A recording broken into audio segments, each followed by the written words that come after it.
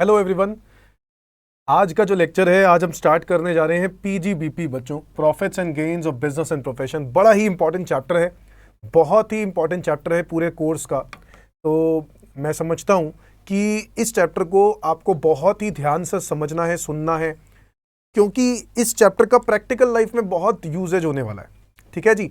तो पीजीबीपी बच्चों, हम एक कंटेंट स्टार्ट कर रहे हैं, income under the head PGBP. तो देखो, हम लोगों ने 3 हेड्स कर लिए हैं, सैलरी कर लिया है, हाउस प्रॉपर्टी कर लिया और इसके अलावा अदर सोर्सेस टॉपिक किया है। तो अब हम लोग जो कंटेंट स्टार्ट कर रहे हैं वो पीजीबीपी और इसके बाद एक कैपिटल गेन। तो 2 बड़े चैप्टर्स, उसके बाद आपका डायरेक्ट टैक्स का कोर्स ऑलमोस्ट फिनिश होने वाले, उसमें आ जाएगा, ब्रैकेट में आ जाएगा कि फिनिश होने वाला है। ठीक है, तो PGBP and capital gain start करते हैं बच्चों। हमारा जो ये पीजीबीपी चैप्टर है, इसका पहले मतलब से समझो। पीजीबीपी का मतलब है profits and gains of business और प्रोफेशन। तो बच्चों, अगर मैं आज कोई प्रॉफिट कमाता हूं या फिर मैं कोई गेन कमाता हूं, किससे कमाता हूं? कोई बिजनेस से कमाता हूं या फिर कोई प्रोफेशन से कमाता हूं। तो मैं कोई भी तरह का प्रॉफिट कमाता हूं या कोई गेन कमाता हूं किसी बिजनेस से या प्रोफेशन से। आप लोग जानते हैं बिजनेस क्या होते हैं। मैन्युफैक्चरिंग हो सकता है, ट्रेडिंग हो सकता है, सर्विस इंडस्ट्री हो सकती है। जी हाँ। तो अगर प्रोफेशन की बात करें तो एक सीए हो सकता है, डॉक्टर हो सकता है, सीएस हो सकता है, सीएमए हो सकता है, लॉयर हो सकता है। ये लोग प्रोफेशनल्स हैं। इनकी प्रोफेशन की प्रैक्टिसिंग रिसीट्स की इनकम पर भी क्या लगता है? टैक्स लगता है। Under this head, income under the head PGBP. तो बच्चों, हम लोगों ने इस पर्टिकुलर चैप्टर के अंदर यानी income under the head PGBP में बात ही बिजनेसमैन की और प्रोफेशनल्स की बात करनी है। यानी आज आप जो कोर्स कर रहे हो ना, उसी कोर्स से रिलेटेड है ये। तो आप लोगों को आगे तो अकाउंट्स बनाने ही है, आपने अपने अकाउंट्स मेंटेन करके रखने ही है। उस अकाउंट्स को मेंटेन करने वक्त आपकी इनकम टैक्स कैसे कैलकुलेट की जाएगी, इस चैप्टर में बहुत बड़ा यूजेज है। समझ में आया दोस्तों? तो स्टार्ट करते हैं इस पर्टिकुलर चैप्टर का जो शुरुआत है वो कहां से कहां तक जाएगी। राइट डाउन, पहले तो हेडिंग लिखो, income under the head PGBP. लिखेंगे please, income under the head PGBP.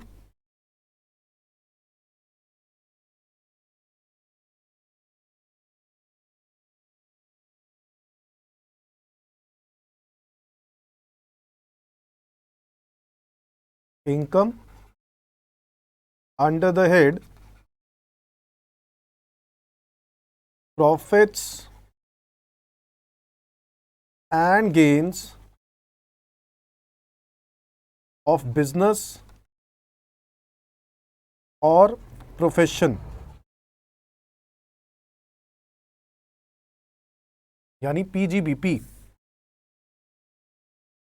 इसको हम लोग पढ़ेंगे सेक्शन नंबर 28 से लेके 44 ए तक के सेक्शंस में। तो हमारे कोर्स में जो कवर्ड हैं पीजीबीपी के सेक्शंस, वो है सेक्शन नंबर 28 से लेके सेक्शन नंबर 44 ए। ठीक है बच्चों, PGBP profits and gains of business profession. तो मैंने आपको बताया जैसे कि बिजनेस का मतलब यहां पर क्या है। बिजनेस का मतलब है यहां पर मैन्युफैक्चरिंग भी एक बिजनेस हो सकता है, ट्रेडिंग भी एक बिजनेस हो सकता है, या कोई सर्विस इंडस्ट्री आप कर रहे हैं। अगर मैं प्रोफेशन की बात करूं तो आप लोग जानते हैं, जैसे कि आप कोई कोर्स कर रहे हैं, या तो आप सीए कर रहे हैं, सीएस कर रहे हैं, सीएमए कर रहे हैं, या फिर आप लॉ प्रोफेशन यानी एडवोकेट हैं, या फिर आप डॉक्टर हैं, आर्किटेक्ट हैं। तो ये सब प्रोफेशनल्स इसी अकाउंटिंग, इसी तरीके से उनकी इनकम्स कैलकुलेट करके उनके ऊपर टैक्स कैलकुलेट किया जाएगा। अब आप लोग इनकम टैक्स को तो छोड़ दो, अभी आप अगर अकाउंट्स की बात करो तो आप लोग इनके अकाउंट्स तो बनाते ही है ना। इनके लिए जब हम बात करते हैं बिजनेसमैन के लिए P&L अकाउंट बनाया जाता है। मैं इस चैप्टर का मकसद समझा रहा हूं। P&L अकाउंट में आप लोगों ने क्या किया, जितने भी इनकम्स होती हैं बाय जो ग्रॉस प्रॉफिट है, यहां पे आ जाता है। आप लोग जानते हैं सेल्स, ट्रेडिंग अकाउंट बनाते हैं, ट्रेडिंग अकाउंट से ग्रॉस प्रॉफिट आ जाता है, वो यहां पे डाल देते हैं। इसके बाद आपकी कुछ और इनकम्स होती हैं, bye interest received, rent received, जो भी इनडायरेक्ट इनकम है। और यहां पर आप अपने एक्सपेंसेस लिखते हो। टू एक्सपेंसेस, कोई भी तरह के जो भी आपके ऑफिस के खर्चे हैं, डेप्रिसिएशन एक्सेट्रा, रिपेयर मेंटेनेंस, ठीक है, तो आपने वो खर्चे लिख दिए। अब ये अपने अकाउंट्स बना लिया, आपने नेट प्रॉफिट बना लिया, ये आपका नेट प्रॉफिट आ गया। क्या आ गया? Net profit. अब अकाउंट्स के हिसाब से तो ये आपका नेट प्रॉफिट है, ठीक है, ये आपका नेट प्रॉफिट है, और इस नेट प्रॉफिट पर आपको इनकम टैक्स पे करना है अकाउंट्स के हिसाब से। बट इनकम टैक्स एक्ट यानी इनकम टैक्स डिपार्टमेंट इस बात से सहमत नहीं है, क्योंकि इनकम टैक्स डिपार्टमेंट बहुत सारी बातों में प्रूफ मांगता है। इनफैक्ट वो बहुत सारी बातों में कहता है कि यार ऐसा क्यों। फॉर एग्जाम्पल, अकाउंट्स में प्रूडेंस कॉन्सेप्ट होता है, कंजर्वेटिज्म भी कहते हैं, कंजर्वेटिज्म प्रिंसिपल, जिसमें कहा जाता है कि anticipate all losses, do not anticipate profits. क्या मतलब है इसका? कि आपको उम्मीद करके चलनी चाहिए कि लॉस ही होगा आने वाले टाइम में।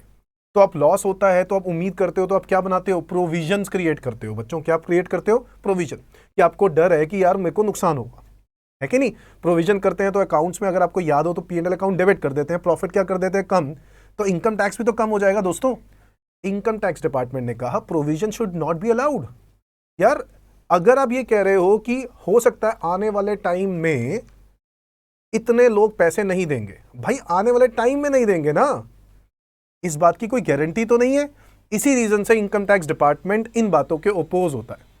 इसी तरीके से इनकम टैक्स डिपार्टमेंट ने डेप्रिसिएशन के रेट्स में भी चेंजेस किए कि नहीं जी, हम कंपनीज एक्ट को क्यों माने, कंपनीज एक्ट में जो भी रेट दिए हो हम तो as per income tax act चलेंगे। तो बहुत सारे डिफरेंसेस आ जाते हैं अकाउंटिंग के अंदर भी, और अकाउंटिंग के अंदर जो हम लोग as per accounting standards, accounting principles, accounting rules के हिसाब से बनाते हैं, और दूसरी तरफ accounts as per income tax act. तो सवाल आता है बच्चों का, तो सर इसका मतलब है 2 बार अकाउंट्स बनाए जाते हैं पूरे साल भर में? यस बच्चों, 2 बार बनाए जाते हैं। सर ये हमने तो एक ही बार पढ़ा है। हाँ बिल्कुल, आपने एक ही बार पढ़ा होगा, क्योंकि आपने अभी तक इनकम टैक्स नहीं पढ़ा था। इनकम टैक्स से पहले आप लोगों ने एक ही बार पढ़ा होगा, अकाउंट्स करते हैं वो एज पर AS वगैरह। एक बात समझना बच्चों, वो जो अकाउंट्स बनाया जाता है वो किस पर्पस के लिए बनाया जाता है? अच्छा, आपने कभी देखा होगा वहां पे ऑब्जेक्टिव क्या है? प्रॉफिट ज्यादा दिखाना या प्रॉफिट कम दिखाना? कोई विंडो ड्रेसिंग का नाम तो आप लोगों ने सुना ही होगा। विंडो ड्रेसिंग क्यों की जाती है? अच्छा दिखाने के लिए या बुरा दिखाने के लिए? अच्छा दिखाने के लिए, है कि नहीं? क्यों? इन्वेस्टर से पैसा जो लेना है, इन्वेस्टर से पैसा चाहिए आपको, तो आपको अपने बिजनेस में प्रॉफिट अच्छे दिखाने होंगे। यस या नो? आपको अपने बिजनेस में आपके प्रॉफिट्स अच्छे होंगे, अकाउंटिंग प्रॉफिट्स अच्छे आ रहे होंगे, अकाउंटिंग रेवेन्यू अच्छा आ रहा होगा, तो इन्वेस्टर आपके बिजनेस में इन्वेस्ट करने के लिए अट्रैक्ट होगा। अगर मैं बैंकर को बोलूं, बैंकर आपको लोन क्यों देगा? आप बैंकर के पास गए, बैंकर जी मुझे लोन चाहिए, बैंकर लोन क्यों देगा? बैंकर लोन देगा आपके बेसिस पर कि क्या आपके पास इतना प्रॉफिट है, इतना इनकम है, क्या आप कल को हमारा लोन चुका भी पाओगे? तो बैंकर देखेगा आपकी फाइनेंशियल पोजीशन, और आपकी फाइनेंशियल पोजीशन अगर उनको अट्रैक्ट कर गई तो वो आपको लोन प्रोवाइड करेगा। मेरी बात समझ रहे हो बच्चों? तो मेरे कहने का मतलब यहां पर यह था कि अगर आज के टाइम पर कोई भी पर्सन बिजनेस कर रहा है तो उसको अकाउंटिंग करनी है और अकाउंट्स में प्रॉफिट दिखाना है ज्यादा, उसका ऑब्जेक्टिव प्रॉफिट ज्यादा दिखाने का है, ठीक है? But as per income tax act बहुत सारे केसेस में ऑब्वियसली इनकम टैक्स वाले क्या कहेंगे? प्रॉफिट्स जो हैं, हम वो ऑब्वियसली इनकम टैक्स डिपार्टमेंट तो कहेगा प्रॉफिट ज्यादा से ज्यादा आए ताकि इनकम टैक्स ज्यादा से ज्यादा आए। बट आप नहीं चाहते हो ना, आप नहीं चाहते हो, तो आप वहां पर क्या करोगे? थोड़े से एक्सपेंसेस ज्यादा दिखाने की कोशिश करोगे, जो कि हो नहीं सकता। जो एक्सपेंसेस वहां दिखा रहे हो वहां पर भी यहां पर भी वही दिखाने पड़ेंगे। But there is a difference, कुछ difference as per income tax act है और कुछ difference as per accounting standards और अकाउंटिंग रूल्स के हिसाब से। तो बच्चों, वो जो डिफरेंस होता है जिसकी वजह से अकाउंटिंग प्रॉफिट्स अलग आते हैं और इनकम टैक्स वाले प्रॉफिट्स अलग आते हैं। अब दोनों प्रॉफिट्स में डिफरेंस होने की वजह से बैलेंस शीट में डेफर टैक्स एसेट और डेफर टैक्स लायबिलिटी नाम से एक बैलेंस शीट में एक आइटम होती है, डेफर टैक्स एसेट और डेफर टैक्स लायबिलिटी। आपको याद होगा नॉन करंट एसेट्स में आप लिखते हो डेफर टैक्स एसेट। जब आपने जो टैक्स दे दिया हो वो profit as per income tax दे दिया, उसके हिसाब से टैक्स दे दिया, और अकाउंटिंग प्रॉफिट के हिसाब से आपका टैक्स क्या बन रहा है? कम। तो आपने टैक्स ज्यादा दे दिया, ज्यादा देने की वजह से आपको बाद में जो बेनिफिट मिलेगा, क्योंकि अभी तो प्रॉफिट क्या था, कम था एज पर अकाउंटिंग, धीरे धीरे करके प्रॉफिट ज्यादा होगा, बट टैक्स आप ज्यादा दे चुके हो, तो वो डिफरेंस जो होगा ना वो डेफर्ड टैक्स एसेट बन जाएगा। यानी tax on income tax profits minus tax on accounting profits. तो बच्चों जो बेसिकली डेफर्ड टैक्स होता है वो इसीलिए तो होता है, अकाउंटिंग प्रॉफिट्स पे जब हम टैक्स निकालते हैं, इस पर जब हम टैक्स कैलकुलेट करते हैं, और profit as per income tax act, as per income tax act जो प्रॉफिट आता है, इस पर जब हम टैक्स निकालते हैं, अगर ये वाला टैक्स ज्यादा है, अगर ये वाला टैक्स, सॉरी उल्टा कर दिया, अगर ये वाला टैक्स ज्यादा है और ये कम है, तो ऐसे केस में हमने टैक्स ज्यादा दिया होगा, तो वो जो डिफरेंस है ना वो डेफर्ड टैक्स एसेट है। बट अगर ये उल्टा हो जाए, मतलब अकाउंटिंग प्रॉफिट ज्यादा हो और आपका एज पर इनकम टैक्स कम आ रहा है, तो उसके हिसाब से आपने टैक्स कम दिया होगा, तो वो डेफर्ड डिफरेंस जो होगा वो बन जाएगा DTL, यहां बन जाएगा DTA। और ये बात हम लोग बैलेंस शीट में फाइनेंशियल, जब हम बैलेंस शीट बनाते हैं तो बैलेंस शीट में नॉन करंट एसेट्स में एक पॉइंट आता है डेफर्ड टैक्स एसेट्स, ध्यान से देखना, और नॉन करंट लायबिलिटीज में आता है डेफर्ड टैक्स लायबिलिटी। समझ में आ गया बच्चों? तो बेसिकली वो क्यों बनाया जाता है आपको पर्पस बता दिया। तो देखो सब कुछ कहां से रिलेटेड है, इनकम टैक्स एक्ट से। तो आपको इनकम टैक्स एक्ट में PGBP के लिए क्या लिखा गया है ये बात समझनी बहुत जरूरी है। Is that clear? तो बच्चों हम लोगों ने कहां से लेके कहां तक करने हैं सेक्शंस 28 से लेके 44 AE। अच्छा इससे पहले और एक दो बातें कर लूं। सैलरी चैप्टर, अब सबसे पहले हम लोगों ने रेजिडेंशियल स्टेटस किया था, ठीक है। मैं सेक्शंस डिस्कस कर लेता हूं कि कौन कौन से सेक्शंस किस चैप्टर में किए। 5 से लेके 9 हम लोगों ने रेजिडेंशियल स्टेटस में किया। फिर हम लोगों ने किया सैलरी चैप्टर। सैलरी चैप्टर में हमने 15 से लेके 17 तक के सेक्शंस कर लिए। फिर हमने किया हाउस प्रॉपर्टी चैप्टर, इसमें 22 से लेकर 27 कर लिया। फिर इसके बाद हम लोगों ने सीधा किया अदर सोर्सेस, है ना। अदर सोर्सेस में किया 56 से लेकर 59। फिर हमने क्लबिंग ऑफ इनकम किया। क्लबिंग ऑफ इनकम के अंदर हम लोगों ने सेक्शन नंबर 60 से लेकर 65 किया। और फिर इसके बाद set of and carry forward chapter किया, जिसके अंदर हम लोगों ने 70 से लेकर 80 तक के सेक्शंस डिस्कस किए। अब रह गया PGBP और कैपिटल गेन। बेटा देखो ये सीक्वेंस वाइज है सेक्शंस। सैलरी पहले आएगा, हाउस प्रॉपर्टी दूसरा नंबर पे आता है, तीसरे नंबर पे आता है PGBP। तो यानी जहां से हाउस प्रॉपर्टी खत्म हो रहा है, ये इसका अगला सेक्शन है PGBP का सेक्शन नंबर 28 से लेके 44 AE। इनफैक्ट 44 के अंदर और भी सेक्शंस होते हैं बेटा, 44 AE के बाद भी सेक्शंस होते हैं। 44B भी एक सेक्शन है, 44BB भी एक सेक्शन है, ठीक है। बट हमारे कोर्स के लिए वो रेलेवेंट नहीं होता है। PGBP सेक्शन 28 से 44 AE। इसके बाद आ जाता है कैपिटल गेन, और कैपिटल गेन की शुरुआत होती है सेक्शन नंबर 45 से। 45 से लेकर 55A तक आपका कैपिटल गेन सेक्शन होता है। और इसके बाद देखो अदर सोर्सेस 56 से स्टार्ट हो गया। तो हम लोगों ने बेसिस ऑफ चार्ज पढ़ा था बच्चों, याद है बेसिस ऑफ चार्ज पढ़ा था। तो बेसिस ऑफ चार्ज क्या होता था, सैलरी चैप्टर का बेसिस ऑफ चार्ज क्या होता था, सैलरी चैप्टर का बेसिस ऑफ चार्ज है सेक्शन नंबर 15, जहां पर यह लिखा है कि सैलरी इनकम पे टैक्स लगेगा। ऐसे ही हाउस प्रॉपर्टी का बेसिस ऑफ चार्ज है सेक्शन नंबर 22, जहां पे यह लिखा है कि हाउस प्रॉपर्टी इनकम पे टैक्स लगेगा। सर इसी तरीके से हमने अदर सोर्सेज के लिए पढ़ा था सेक्शन नंबर 56, जहां पे ये लिखा है कि अदर सोर्सेज इनकम पे टैक्स लगेगा। अब बच्चों क्या आप लोग ये जानना चाहते हो कि PGBP की इनकम पे टैक्स लगेगा, ऐसा कहीं लिखा हुआ है सर? बिल्कुल लिखा हुआ है। कहां लिखा हुआ है सर? सेक्शन नंबर 28 में। कहां लिखा हुआ है? सेक्शन नंबर 28 में बच्चों। PGBP का बेसिस ऑफ चार्ज का सेक्शन है सेक्शन नंबर 28। ठीक उसी तरीके से कैपिटल गेन का बेसिस ऑफ चार्ज का सेक्शन है सेक्शन नंबर 45।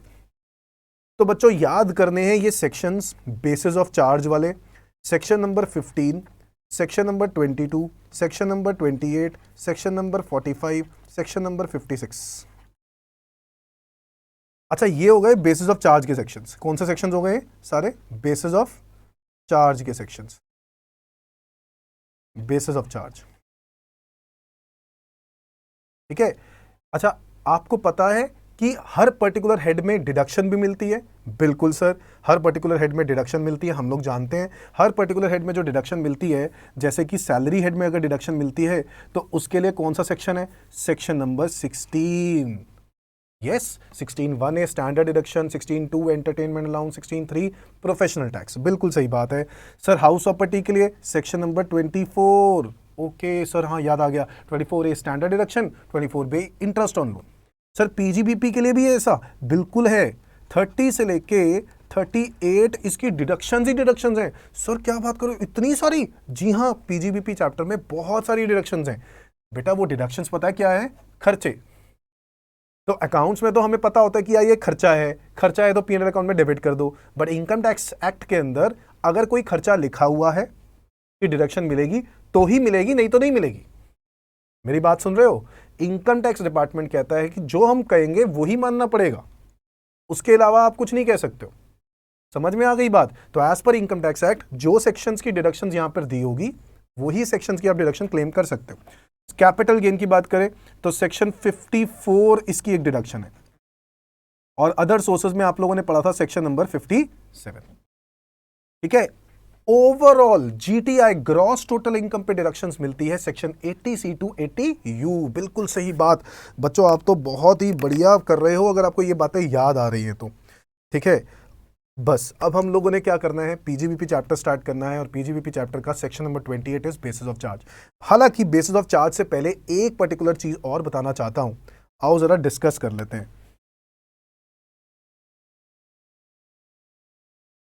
बच्चों वो है सेक्शन नंबर 145 के बारे में, method of accounting, section number 145, जहां पर यह लिखा जाता है कि अकाउंटिंग जो होती है वो दो तरह की होती है, मर्केंटाइल और कैश बेसिस। आपको दिख रहा है मर्केंटाइल और कैश बेसिस लिखा है। Income chargeable under this head shall be computed in accordance with the method of accounting regularly and consistently employed, regularly and consistently employed by the assessee either in cash और mercantile basis. आप कोई भी एक तरीके से कर लो, चाहे वो कैश बेसिस हो चाहे वो मर्केंटाइल बेसिस हो, हमें फर्क नहीं पड़ता। कैश बेसिस क्या होता है? अरे भाई, कैश बेसिस अकाउंटिंग वो होती है जहां पर हमें जब पैसा मिलता है वो हमारे लिए इनकम बन जाती है, जब हम पैसा देते हैं तो वो हमारे लिए खर्चा बन जाता है। मेरी बात समझ में आ रही है? मेरे कहने का मतलब, फॉर एग्जाम्पल मैं एक चार्टर्ड अकाउंटेंट हूं और मेरा एक प्रैक्टिसिंग फर्म है। ठीक है, कोई भी चार्टर्ड अकाउंटेंट की बात करें, कॉस्ट अकाउंटेंट की बात करें, कंपनी सेक्रेटरी की बात करें, मेरी एक प्रैक्टिसिंग फर्म है और उस प्रैक्टिसिंग फर्म के अंदर मैं प्रैक्टिस करता हूं तो मुझे कुछ रिसीट्स मिलती हैं। जब मैं क्लाइंट को उसका काम करके दे देता हूं, सर्विसेज दे देता हूं, तो मुझे रिसीट्स मिलती हैं। तो बच्चों जिस दिन जिस साल में मुझे वो रिसीट्स मिलती हैं वो उस साल की इनकम मानी जाएगी। ये होता है कैश बेसिस। जबकि एक्रूअल बेसिस क्या होता है? मर्केंटाइल, एक्रूअल मर्केंटाइल एक ही बात है। एक्रूअल बेसिस क्या होता है? सर अगर मैंने आज काम कर दिया और आपने पैसे मुझे अगले साल देने की बात करी तो मैंने सर्विसेज तो दे दी, तो इनकम कब से ड्यू हो गई? इस साल में। इसी रीजन से वो हमारी इनकम मान ली जाएगी। तो जनरली ऐसा नहीं होता। अगर मैं प्रोफेशनल्स के पॉइंट ऑफ व्यू से बात करूं, डॉक्टर, क्या कभी आप लोगों ने डॉक्टर को रिक्वेस्ट करी कि मैं आपको अगले साल पैसे दे दूं प्लीज? ऐसा होता है? नहीं होता है। ठीक उसी तरीके से सीए, सीएस, सीएमए जैसे प्रोफेशनल कोर्सेज में ऐसा नहीं होता है जो प्रैक्टिस करते हैं। तो इसी रीजन से इनकम टैक्स डिपार्टमेंट कहता है जनरली जो जितने भी प्रोफेशनल्स लोग होते हैं उनकी अकाउंटिंग कैश बेसिस पे ही होती होगी। कैश बेसिस यानी जहां पे रिसिप्ट्स एंड पेमेंट अकाउंट बनाया जाता होगा। क्या बनाया जाता होगा? Receipts and payment account. Now receipts जितने पैसे आए वो उनकी इनकम मान ली जाएगी और जितनी पेमेंट्स करी हैं ड्यूरिंग दैट ईयर वो उनके खर्चे माने जाएंगे। ये होता है as per for professionals. Income tax वाले कह रहे हैं कोई दिक्कत नहीं, अगर प्रोफेशनल मर्केंटाइल भी लेना चाहता है तो मर्केंटाइल ले ले, but that should be regularly and consistently followed. That has been written in section number 145 method of accounting. यार आप जो भी कर रहे हो ना, आपको रेगुलरली फॉलो करना है। ये नहीं है इस साल कैश कर लिया, अगले साल फिर मर्केंटाइल स्टार्ट कर दिया, फिर उसके अगले साल फिर कैश स्टार्ट कर दिया, फिर मर्केंटाइल स्टार्ट कर दिया। ऐसे आप बार बार चेंजेस नहीं कर सकते हो। बिजनेसेस की बात करें तो बिजनेसेस के लिए एप्ट होता है मर्केंटाइल, बेस्ट रहता है। इसका रीजन ये है कि बिजनेसेस में बहुत उधारी चलती है ना। अब जब उधारी चलती है तो इनकम टैक्स वाले कहते हैं कि बस सीधी सी बात है, अगर आपको किसी ने पैसे देने हैं तो वो आपकी इनकम है, पैसे आज नहीं तो कल तो आ ही जाएंगे ना। इसी रीजन से तो हम उसको डेटर बोल देते हैं, और जब वो पैसा देता है तो हमारी इनकम हो जाती है। इनकम, सॉरी, उस वक्त कैश कलेक्शन आ जाती है, बट वो इनकम उस साल नहीं मानी जाती। अगर मान लो मेरे कस्टमर ने मुझे पैसे 10,000 रुपये देने की बात करी, मैं 10,000 रुपये की सेल करी थी, तो वो मेरी इनकम मान ली जाएगी। बट पैसे मुझे अगले साल मिल रहे हैं, तो क्या अगले साल भी मानी जाएगी? नहीं बेटा, अगले साल क्यों मानी जाएगी? एक ही साल की तो इनकम है, तो वो इसी साल की इनकम मानी जाएगी, नेक्स्ट ईयर की इनकम मानी नहीं जाएगी। मेरी बात समझ में आ रही है? कैश बेसिस, मर्केंटाइल बेसिस, कोई भी कर लो, आपको रेगुलरली फॉलो करना जरूरी है, ये लिखा है सेक्शन नंबर 145 में। ठीक इसी तरीके से अदर सोर्सेस टॉपिक के अंदर भी मेथड ऑफ अकाउंटिंग फॉलो होता है, यानी आपको दोनों ऑप्शंस मिलते हैं, कैश बेसिस या फिर मर्केंटाइल बेसिस। आप लोग ये बात साथ में लिख लो, चाहे मैंने शायद वहां पे बताई नहीं, बट मर्केंटाइल और कैश बेसिस का ऑप्शन अदर सोर्सेज में और पीजीबीपी 2 ही चैप्टर्स में मिलता है, और किसी में ऐसा कुछ नहीं होता। समझ में आ गई बात? तो याद रखना है ये बात। अब हम करने जा रहे हैं बच्चों basis of charge section, section number 28। आओ जरा देखते हैं और इसकी एनालिसिस करते हैं कि क्या लिखा है इस सेक्शन नंबर 28 के अंदर। नाउ सबसे पहले, the following income shall be chargeable to income tax under the head PGBP. कौन कौन सी इनकम्स? सबसे पहली, the profit and gains of any business which was carried on by assessee at any time during the previous year. क्या मतलब है any time during the previous year? का मतलब है ड्यूरिंग द ईयर, कभी भी ड्यूरिंग द ईयर मैंने कभी भी प्रॉफिट कमाया है ना, eight any time, morning, evening, afternoon, doesn't matters. कितनी देर का काम है वो भी मैटर नहीं करता है। अगर मैंने कोई एक्टिविटी करी और वो 6 घंटे की थी और उस 6 घंटे में मैंने कुछ ऐसा करके दिखा दिया, ठीक है, वो मेरे लिए इनकम बन गई, तो वो बिजनेस माना जा सकता है। It doesn't means regularly, consistently. Business का मतलब ये नहीं है इनकम टैक्स के एक्ट के अंदर कि वो रेगुलर होना चाहिए, डेली होना चाहिए, ऐसा कोई जरूरी नहीं है। अगर मैंने एक एक्टिविटी करी, उस एक एक्टिविटी में भी मैंने पैसे कमा लिए, एक बिजनेस किया, तो ऐसे केस में वो एक बिजनेस इनकम है, and that should be taxable under the head PGBP. मेरी बात समझ में आ रही है बच्चों? सो कहता है कोई भी तरह का प्रॉफिट एंड गेन्स, हमें याद क्या करना है? Which was carried on by assessee at any time. क्या याद करना चाहिए इसमें हमें? At any time. ये एनी टाइम याद करना चाहिए इसके अंदर, any time during the previous year. समझ में आ गई बात? Next, the any compensation or other payments due to or receive by, number 1, any person in connection with modification termination of his agreement for managing the whole or substantially the whole of the affairs of an Indian company or any other company।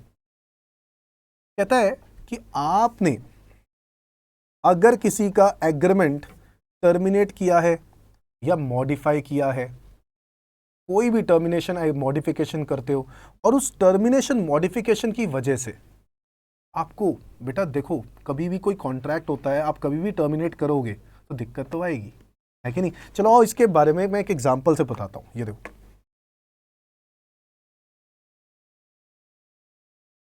ये देखो, मैं आपको एक example से बताता हूं। ये देखो, मान लेते हैं Reliance industries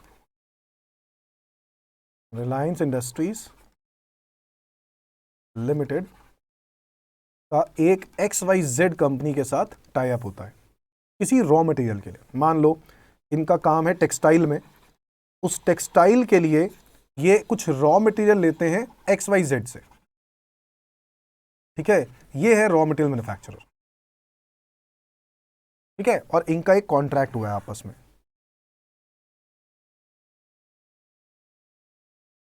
Reliance industries limited XYZ company के साथ एक कॉन्ट्रैक्ट करती है और वो कहती है कि ठीक है जी, 3 साल का ये एग्रीमेंट है, 3 साल का ये एग्रीमेंट है।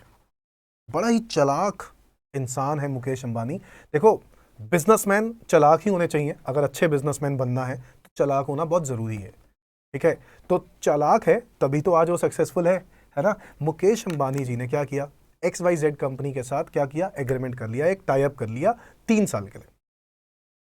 और उस 3 साल के एग्रीमेंट के अंदर उन्होंने कुछ बातें लिखवा दी कि हमें जो जरूरी था, ठीक है। सो मान लेते हैं उन्होंने ये बात लिखवा दी कि जो रॉ मटेरियल की कॉस्ट है,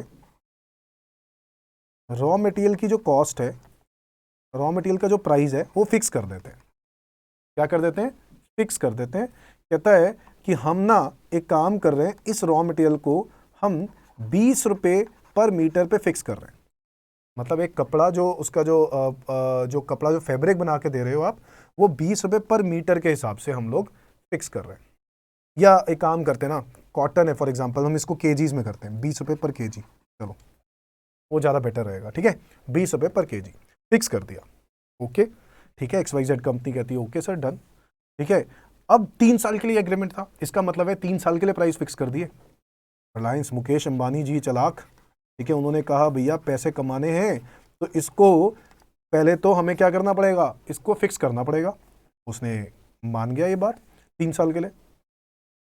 तो XYZ कंपनी ने भी बोल दिया कि ठीक है सर कोई दिक्कत नहीं है, बट आपको मिनिमम क्वांटिटी फिक्स करनी पड़ेगी। कहता है बताओ कितनी करनी है, कहता है 5 लाख किलो क्वांटिटी आपको मिनिमम लेनी पड़ेगी। कहता है यार ये तो बहुत ज़्यादा है। कहता है बस आपको मिनिमम इतनी रखनी पड़ेगी। फिर ये मान भी गए, मिनिमम भी मान गए। कहते हैं 5 लाख किलो, चलो ठीक है, हर साल में 5 लाख किलो की एक डील डन हो गई। अब ये एग्रीमेंट के अंदर टर्म्स थे और साइमल्टेनियसली एक ब्रीच का क्लॉज था। क्या था? एक ब्रीच का क्लॉज।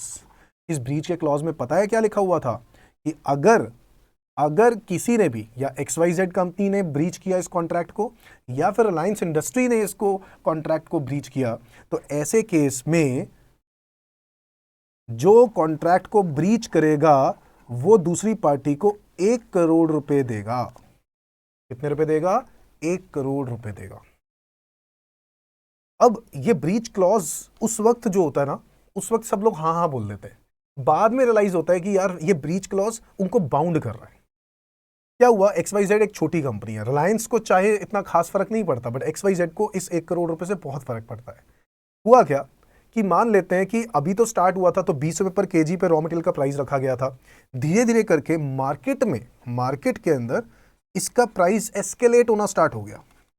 22 रुपए पर केजी, मार्केट में 25 रुपए पर केजी, मार्केट में 28 रुपए केजी, मार्केट में ये 32 रुपए केजी पहुंच गया। बट ये बेचारा XYZ फंस चुका था, क्योंकि इसने एग्रीमेंट टाई अप कर लिया था कि आपको 20 रुपए का ही देना है।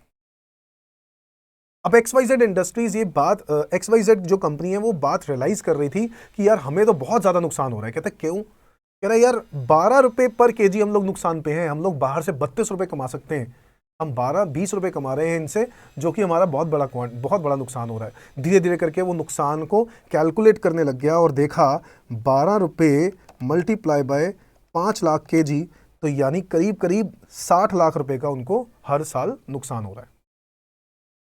तो इसने कहा यार एक काम करता हूं, जाके मुकेश अंबानी से बात करके आता हूं। मुकेश अंबानी जी के साथ मीटिंग करी। मुकेश अंबानी जी को बोला कि सर मेरा तो बहुत नुकसान हो रहा है सर, अगर मैं ऐसे चलूंगा तो मेरा तो बहुत नुकसान होगा, सर कुछ करो, सर कुछ करो प्लीज। मुकेश अंबानी कहता ठीक है क्या करना चाहता है तू बता। तो इसने बोल दिया XYZ कंपनी ने कि सर इस 20 रुपए को ना आप 30 रुपए कर दो बस, लास्ट यही रिक्वेस्ट है, इसके बाद मैं कोई चेंज नहीं कराऊंगा, please sir, sir please. Mukesh Ambani कहता ठीक है सर कोई दिक्कत नहीं, आप 20 रुपए का 30 रुपए कर दो। मुकेश अंबानी ने बुलाया बंदे को, अपने ऑफिस बॉय को, इधर आ। कहता हाँ जी। कहता कि यार एक काम कर, इस एग्रीमेंट में चेंज करके ले आ। अच्छा सर ये एग्रीमेंट में चेंज करते हैं? हाँ बिल्कुल ले आ। तो ठीक है, वो बंदा खुश, XYZ कंपनी, सर आप तो सर क्या बात कर रहे हो सर, आपने इमीडिएटली करवा दिया। यार इतनी चिंता वाली बात क्या है इसके अंदर? कहते हैं अच्छा हाँ ये sir, sir thank you sir, thank you sir, बहुत बढ़िया हो सर, आप बहुत ही अच्छे इंसान हो सर, बहुत ही अच्छे इंसान हो। ने कहा और वो एग्रीमेंट वो लेके आ गया मॉडिफाई करके। कहता है ये रहा सर आपका एग्रीमेंट। कहता है ठीक है और मैं साइन कर देता हूँ। तो कहता है कि बट 1 करोड़ रुपए लाओ। XYZ कहता है सर 1 करोड़ कौन से? अरे भाई क्या बात कर रहे हो, समझदार आदमी हो तुम यार, ब्रीच क्लॉज नहीं लिखा 1 करोड़ रुपए कि अगर तुम कोई एग्रीमेंट को मॉडिफाई करते हो या टर्मिनेट करते हो तो आपको 1 करोड़ रुपए देने पड़ेंगे। 3 साल से पहले का एग्रीमेंट 3 साल के अंदर अंदर कर दिया ना आपने काम गलत। कहता सर बट आपने तो ऐसा, मैंने ऐसा जरूर बोला, तो मैं तो एक रेडी हूँ, मैं तो मना नहीं कर रहा हूँ, बट मैं ये मान के चलता हूँ कि आप 1 करोड़ रुपए मुझे दोगे तभी मैं ये करूँगा काम। ओ सर फिर तो दिक्कत हो जाएगी। मैंने कहा भाई फिर आपके ऊपर डिपेंड करता है। तो मुकेश अंबानी जी को अगर ये XYZ कंपनी 1 करोड़ रुपए दे दे तो बता दो रिलायंस इंडस्ट्री की ये कौन सी इनकम मानी जाएगी? ये मानी जाएगी PGBP। बताओ समझ में आती है बात बच्चों? तो रिलायंस इंडस्ट्री की ये पीजीबीपी इनकम मानी जाएगी। Is that clear? समझ में आ गई बात? तो ये ही मैं एग्जांपल आपको देना चाहता था। अच्छा, अगर मैं, ये तो हो गया प्रिंसिपल टू प्रिंसिपल, ये भी एक अलग पार्टी है, प्रिंसिपल कंपनी है, ये एक अलग कंपनी है, प्रिंसिपल कंपनी। अच्छा, क्या ऐसा नहीं हो सकता था कि मुकेश अंबानी ने कुछ गलत कर दिया हो, यानी मिनिमम क्वांटिटी उनको कम करनी पड़ रही हो, कि मैं मिनिमम क्वांटिटी 5 लाख नहीं ले सकता हूं, तो हो सकता है फिर मुकेश अंबानी को 1 करोड़ रुपए देने पड़ते हो। तो दोनों चीजों में साइमल्टेनियस, दोनों ही केसेस में that should be taxable under the head PGBP, जिसको मिला। और जो दे रहा है ना, वो अपने पीएनएल अकाउंट में उसको डेबिट करेगा। क्या करेगा? डेबिट। ठीक है जी, वो पीएनएल अकाउंट में खर्चा दिखाएगा और दूसरे के पीएनएल अकाउंट में क्रेडिट हो जाएगा। समझ में आ गई बात? चलो, अब ये दूसरा केस मैं लेने जा रहा हूं एजेंसी की। मैं किसके लेने जा रहा हूं बात? एजेंसी की। मतलब मान के चलो कि ये है एक प्रिंसिपल, प्रिंसिपल ले लेता हूं, मान लेते हैं वुडलैंड, ठीक है, और ये है XYZ प्राइवेट लिमिटेड, एक एजेंसी। क्या है ये? एजेंसी। इसने एजेंसी ली है बच्चों वुडलैंड की, वुडलैंड कंपनी, जानते ही हो आप, हाँ, शू मैन्युफैक्चरर, बहुत फेमस शू मैन्युफैक्चरर। वुडलैंड कंपनी ने XYZ प्राइवेट लिमिटेड के साथ एक कॉन्ट्रैक्ट किया। उस कॉन्ट्रैक्ट के अंदर कुछ बातें लिखी हुई थी। फॉर एग्जाम्पल, ये 3 साल के लिए कॉन्ट्रैक्ट था, 3 साल के लिए टर्म्स थे, जिसके अंदर उन्होंने ये लिख दिया था कि XYZ प्राइवेट लिमिटेड को हम, यानी वुडलैंड, जो भी वैल्यू, जो भी हम लोग सेल करेंगे, जो भी हम सेल करेंगे उसका सेलिंग प्राइस 1000 रुपये होगा। कितना होगा सेलिंग प्राइस? 1000 रुपये। या फिर चलो मैं थोड़ा सा चेंज करता हूँ, एजेंसी के हिसाब से करना ना, तो ऐसे करते हैं। वुडलैंड कंपनी ने XYZ प्राइवेट लिमिटेड को बोला कि मैं तुम्हारी सेल पर रॉयल्टी लूंगा, यानी फ्रेंचाइजी फीस लूंगा, जो कि है 25%। कितनी लूंगा रॉयल्टी? 25%। ठीक है सर। XYZ प्राइवेट लिमिटेड कहता ओके डन, ठीक है सर, कोई दिक्कत वाली बात नहीं है। और XYZ प्राइवेट लिमिटेड ने कहा, इसमें XYZ प्राइवेट लिमिटेड ने कोई टर्म्स एंड कंडीशन नहीं लिखे, जबकि वुडलैंड ने बहुत सारे टर्म्स लिख दिए कि आपका इंफ्रास्ट्रक्चर अच्छा होना चाहिए, इट शुड बी मेंटेन्ड, ठीक है, आपके बोर्ड पर वुडलैंड का नाम लिखा हुआ होना चाहिए, इनवॉइस के अंदर हमारा नाम होना चाहिए। तो मतलब बहुत सारी कंडीशंस इफ एंड बट लगा दिए, ठीक है। और यहाँ पर उन्होंने करीब 20 लाख रुपए का ये एग्रीमेंट कर दिया, यानी ब्रीच का क्लॉज कर दिया। यानी वुडलैंड को पैसे सिर्फ तभी देने पड़ सकते हैं जब वुडलैंड इस XYZ को कहे कि नहीं सर, मैं आपके साथ अब आगे कंटिन्यू नहीं कर सकता। तो ऐसे केस में वो 3 साल के अंदर अगर ब्रीच कर दिया, तो ऐसे केस में वुडलैंड को, एजेंट को पैसे देने पड़ेंगे। अदरवाइज एजेंट की तरफ ही है वुडलैंड को कब कब पैसा देना है। 3 साल का एग्रीमेंट था, मान लो उसने इंफ्रा मेंटेन नहीं किया, मान लो महंगाई इतनी ज्यादा हो गई कि 25% रॉयल्टी उसको बहुत ज्यादा पड़ रही थी, तो उसने देखा सर कि इतना तो मेरी सेल भी नहीं होती और मेरे खर्चे बहुत ज़्यादा हैं, तो मेरा प्रॉफिटेबिलिटी निकलती ही नहीं। तो वुडलैंड का जो एजेंसी था XYZ प्राइवेट लिमिटेड, इसने कहा कि मैं यार एक दिन वुडलैंड के मालिक से मिल के आता हूँ। वुडलैंड के मालिक से मिल के आया, जाके बोल के आया कि सर देखो, मेरा तो ये बहुत महंगाई बहुत बढ़ रही है, खर्चे बहुत बढ़ रहे हैं, बिजली के बिल बहुत आते हैं, ऑफिस के बहुत सारे खर्चे होते हैं, वो भी हमें उठाने पड़ते हैं। आप तो देखो रॉयल्टी 25% ले लेते हो पर शू, बट हमारे लिए बहुत दिक्कत होती है, तो सर हम लोग आगे ऐसे कंटिन्यू कैसे करेंगे। तो वुडलैंड का मालिक कहता है ठीक है, आप बताओ क्या करना है। तो वुडलैंड का मालिक कहता कि वो जो एजेंसी है वो कहती कि सर आप एक काम करो, इस रॉयल्टी को 25 की जगह 15 कर दो। वुडलैंड कंपनी कहता तब उससे खुश हो जाओगे? तो एजेंट ही कहती हाँ सर बिल्कुल कर देंगे, 15% बहुत बढ़िया रहेगा हमारे लिए। तो वुडलैंड कंपनी ने बोला ठीक है, कोई दिक्कत नहीं है, तो करते हैं फिर डन एग्रीमेंट दोबारा मॉडिफाई करके लेके आया। और वुडलैंड कंपनी ने बोला XYZ प्राइवेट लिमिटेड को साइन करने से पहले कि भाई 20 लाख रुपए लाओ। XYZ प्राइवेट लिमिटेड कहता सर कौन से 20 लाख? अरे भाई तू खुद यार सोच समझ के आया कर, 20 लाख रुपए ब्रीच का क्लॉज नहीं लिखा हुआ था क्या? सर हाँ लिखा तो हुआ था। तो बस फिर 20 लाख रुपए आपको देने हैं, तभी तो आप आगे ये एग्रीमेंट को मॉडिफाई कर सकेंगे। सर एग्रीमेंट अगर टर्मिनेट करना है, मॉडिफाई करना है, चाहे प्रिंसिपल टू प्रिंसिपल वाला एग्रीमेंट हो, चाहे प्रिंसिपल टू एजेंसी वाला एग्रीमेंट हो, ऐसे केस में जब भी ब्रीच पर पेमेंट देनी पड़ती है, जिसको पेमेंट रिसीव हो रही है वो that should be income under the head PGBP. और जो पे कर रहा है वो उसको वो P&L अकाउंट में डेबिट कर देगा। बात समझ में आ रही है बच्चों? तो ये जो है ना, यहां पर XYZ private limited Woodland company को 20 लाख रुपए देगा, ठीक है, and that should be taxable under the head PGBP। बताओ समझ में आ गई बात? आसान है ना?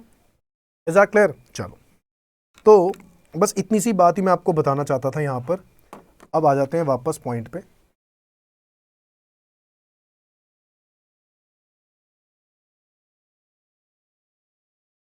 हाँ जी, तो 2 पॉइंट्स लिखे हुए हैं। कहता है any person in connection with termination modification of his agreement for managing the whole or substantially the whole of the affairs of an Indian company or any other company, ठीक है, तो टर्मिनेशन मॉडिफिकेशन पर जो payment मिलती है। फिर दूसरा लिखा है any person holding an agency in India for any part of the activities, किसी भी तरह की activities relating to the business of any person at or in connection with termination or modification of the terms of the agency. फिर से वही बात कि payment किस वजह से मिली है, क्योंकि आपने टर्म्स को मॉडिफाई किया है या टर्म्स को टर्मिनेट किया है। नंबर 3, एनी पर्सन फॉर और in connection with wasting in the government और एनी कॉर्पोरेशन ओन्ड और controlled by the government under any law for the timing in force of the management of any property और business. आप government के साथ कोई tie up करते हो, government ने आपको कुछ काम दिया है, कुछ कॉन्ट्रैक्ट दिया है, और उस कॉन्ट्रैक्ट का आप फुलफिलमेंट नहीं करते हो, चाहे वो प्रॉपर्टी से रिलेटेड काम हो, चाहे वो कोई बिजनेस से रिलेटेड हो, कोई भी तरह का काम। फॉर एग्जांपल गवर्नमेंट ने आपके लिए टेंडर निकाला, आपने टेंडर भर दिया, जैसे कोल इंडिया लिमिटेड गवर्नमेंट की कंपनी है, गवर्नमेंट PSU है, हाँ पब्लिक लिमिटेड है, बट गवर्नमेंट के शेयर ज्यादा है। तो ऐसे केस में वो टेंडर निकालती है और बहुत सारे लोग उस टेंडर को एक्वायर करते हैं, ठीक है, बट टेंडर में कुछ कॉन्ट्रैक्ट में कुछ टर्म्स होते हैं, वो टर्म्स अगर आपने पूरे नहीं किए तो कोल इंडिया आपके ऊपर केस करेगी और कहेगी हमें ब्रीच का क्लॉज का पेमेंट दो। मेरी बात समझ में आ रही है बच्चों? तो मैं उसी पेमेंट की बात कर रहा हूं। उस ब्रीच की पेमेंट पर जो गवर्नमेंट को आप देते हो, उस गवर्नमेंट की कंपनी को आप दे रहे हो, कोल इंडिया को, that should be taxable under the head PGBP। Is that clear with? समझ में आ गई बात? Next, any person by what ever name called at or in connection with the termination or modification of the terms or conditions of any contract relating to the business। Business से related कोई भी तरह का contract अगर आपने terminate करवाया या modify करवाया, उसमें कोई भी चेंजेस करवाए, तो ऐसे केस में आपको जब भी पेमेंट मिलेगी that should be taxable under the head PGBP। पहले ये पॉइंट सिर्फ 3 ही थे, ये चौथा पॉइंट बाद में डाला गया और इसमें क्लियरली ये बात बोल दी गई कि कोई भी तरह का कॉन्ट्रैक्ट हो, कुछ भी हो, कोई भी तरह का कॉन्ट्रैक्ट, जब भी कॉन्ट्रैक्ट मॉडिफाई होगा उस पे जो भी ब्रीच के ऊपर पेमेंट मिलेगी that should be taxable under the head PGBP। तो जरूरी नहीं है जो ऊपर वाला पॉइंट है सिर्फ उसी को देखना, प्रिंसिपल टू प्रिंसिपल वाला केस या प्रिंसिपल टू एजेंसी वाला केस या गवर्नमेंट का और एजेंट का केस नहीं। इस चौथे पॉइंट ने ये बोल दिया कि बिजनेसमैन हो, कोई भी तरह का कॉन्ट्रैक्ट हो और कॉन्ट्रैक्ट का ब्रीच होता है, तो आप अगर किसी भी बिजनेस से रिलेटेड आप पैसे देने पड़ते हैं, ठीक है, तो दूसरी पार्टी को that should be taxable under the head PGBP। ठीक है ना? At or in connection with termination or modification of the terms and conditions of any contract relating to the business. Is that clear बच्चों? चलो, तो ये बात होती है क्लियर, ये बात होती है क्लियर। इसके अलावा एक मिनट मैं काम करता हूं, इन पॉइंट्स को लिख लेते हैं।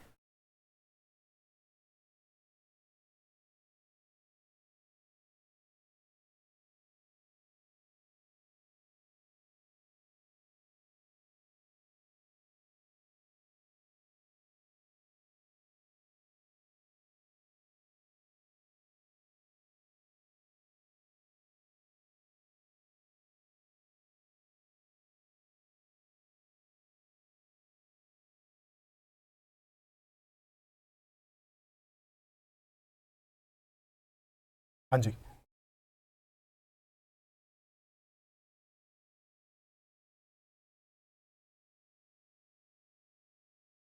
नेक्स्ट पॉइंट ये हो गया पॉइंट नंबर, बेटा ये पॉइंट नंबर 3 है, 3, ठीक है, ये पॉइंट नंबर 3 है। अब हम लिख रहे हैं थर्ड पॉइंट, आप लोग देखो अपनी नोट्स के अंदर, any compensation related to non compete fees. क्या लिखा है? Non compete fees.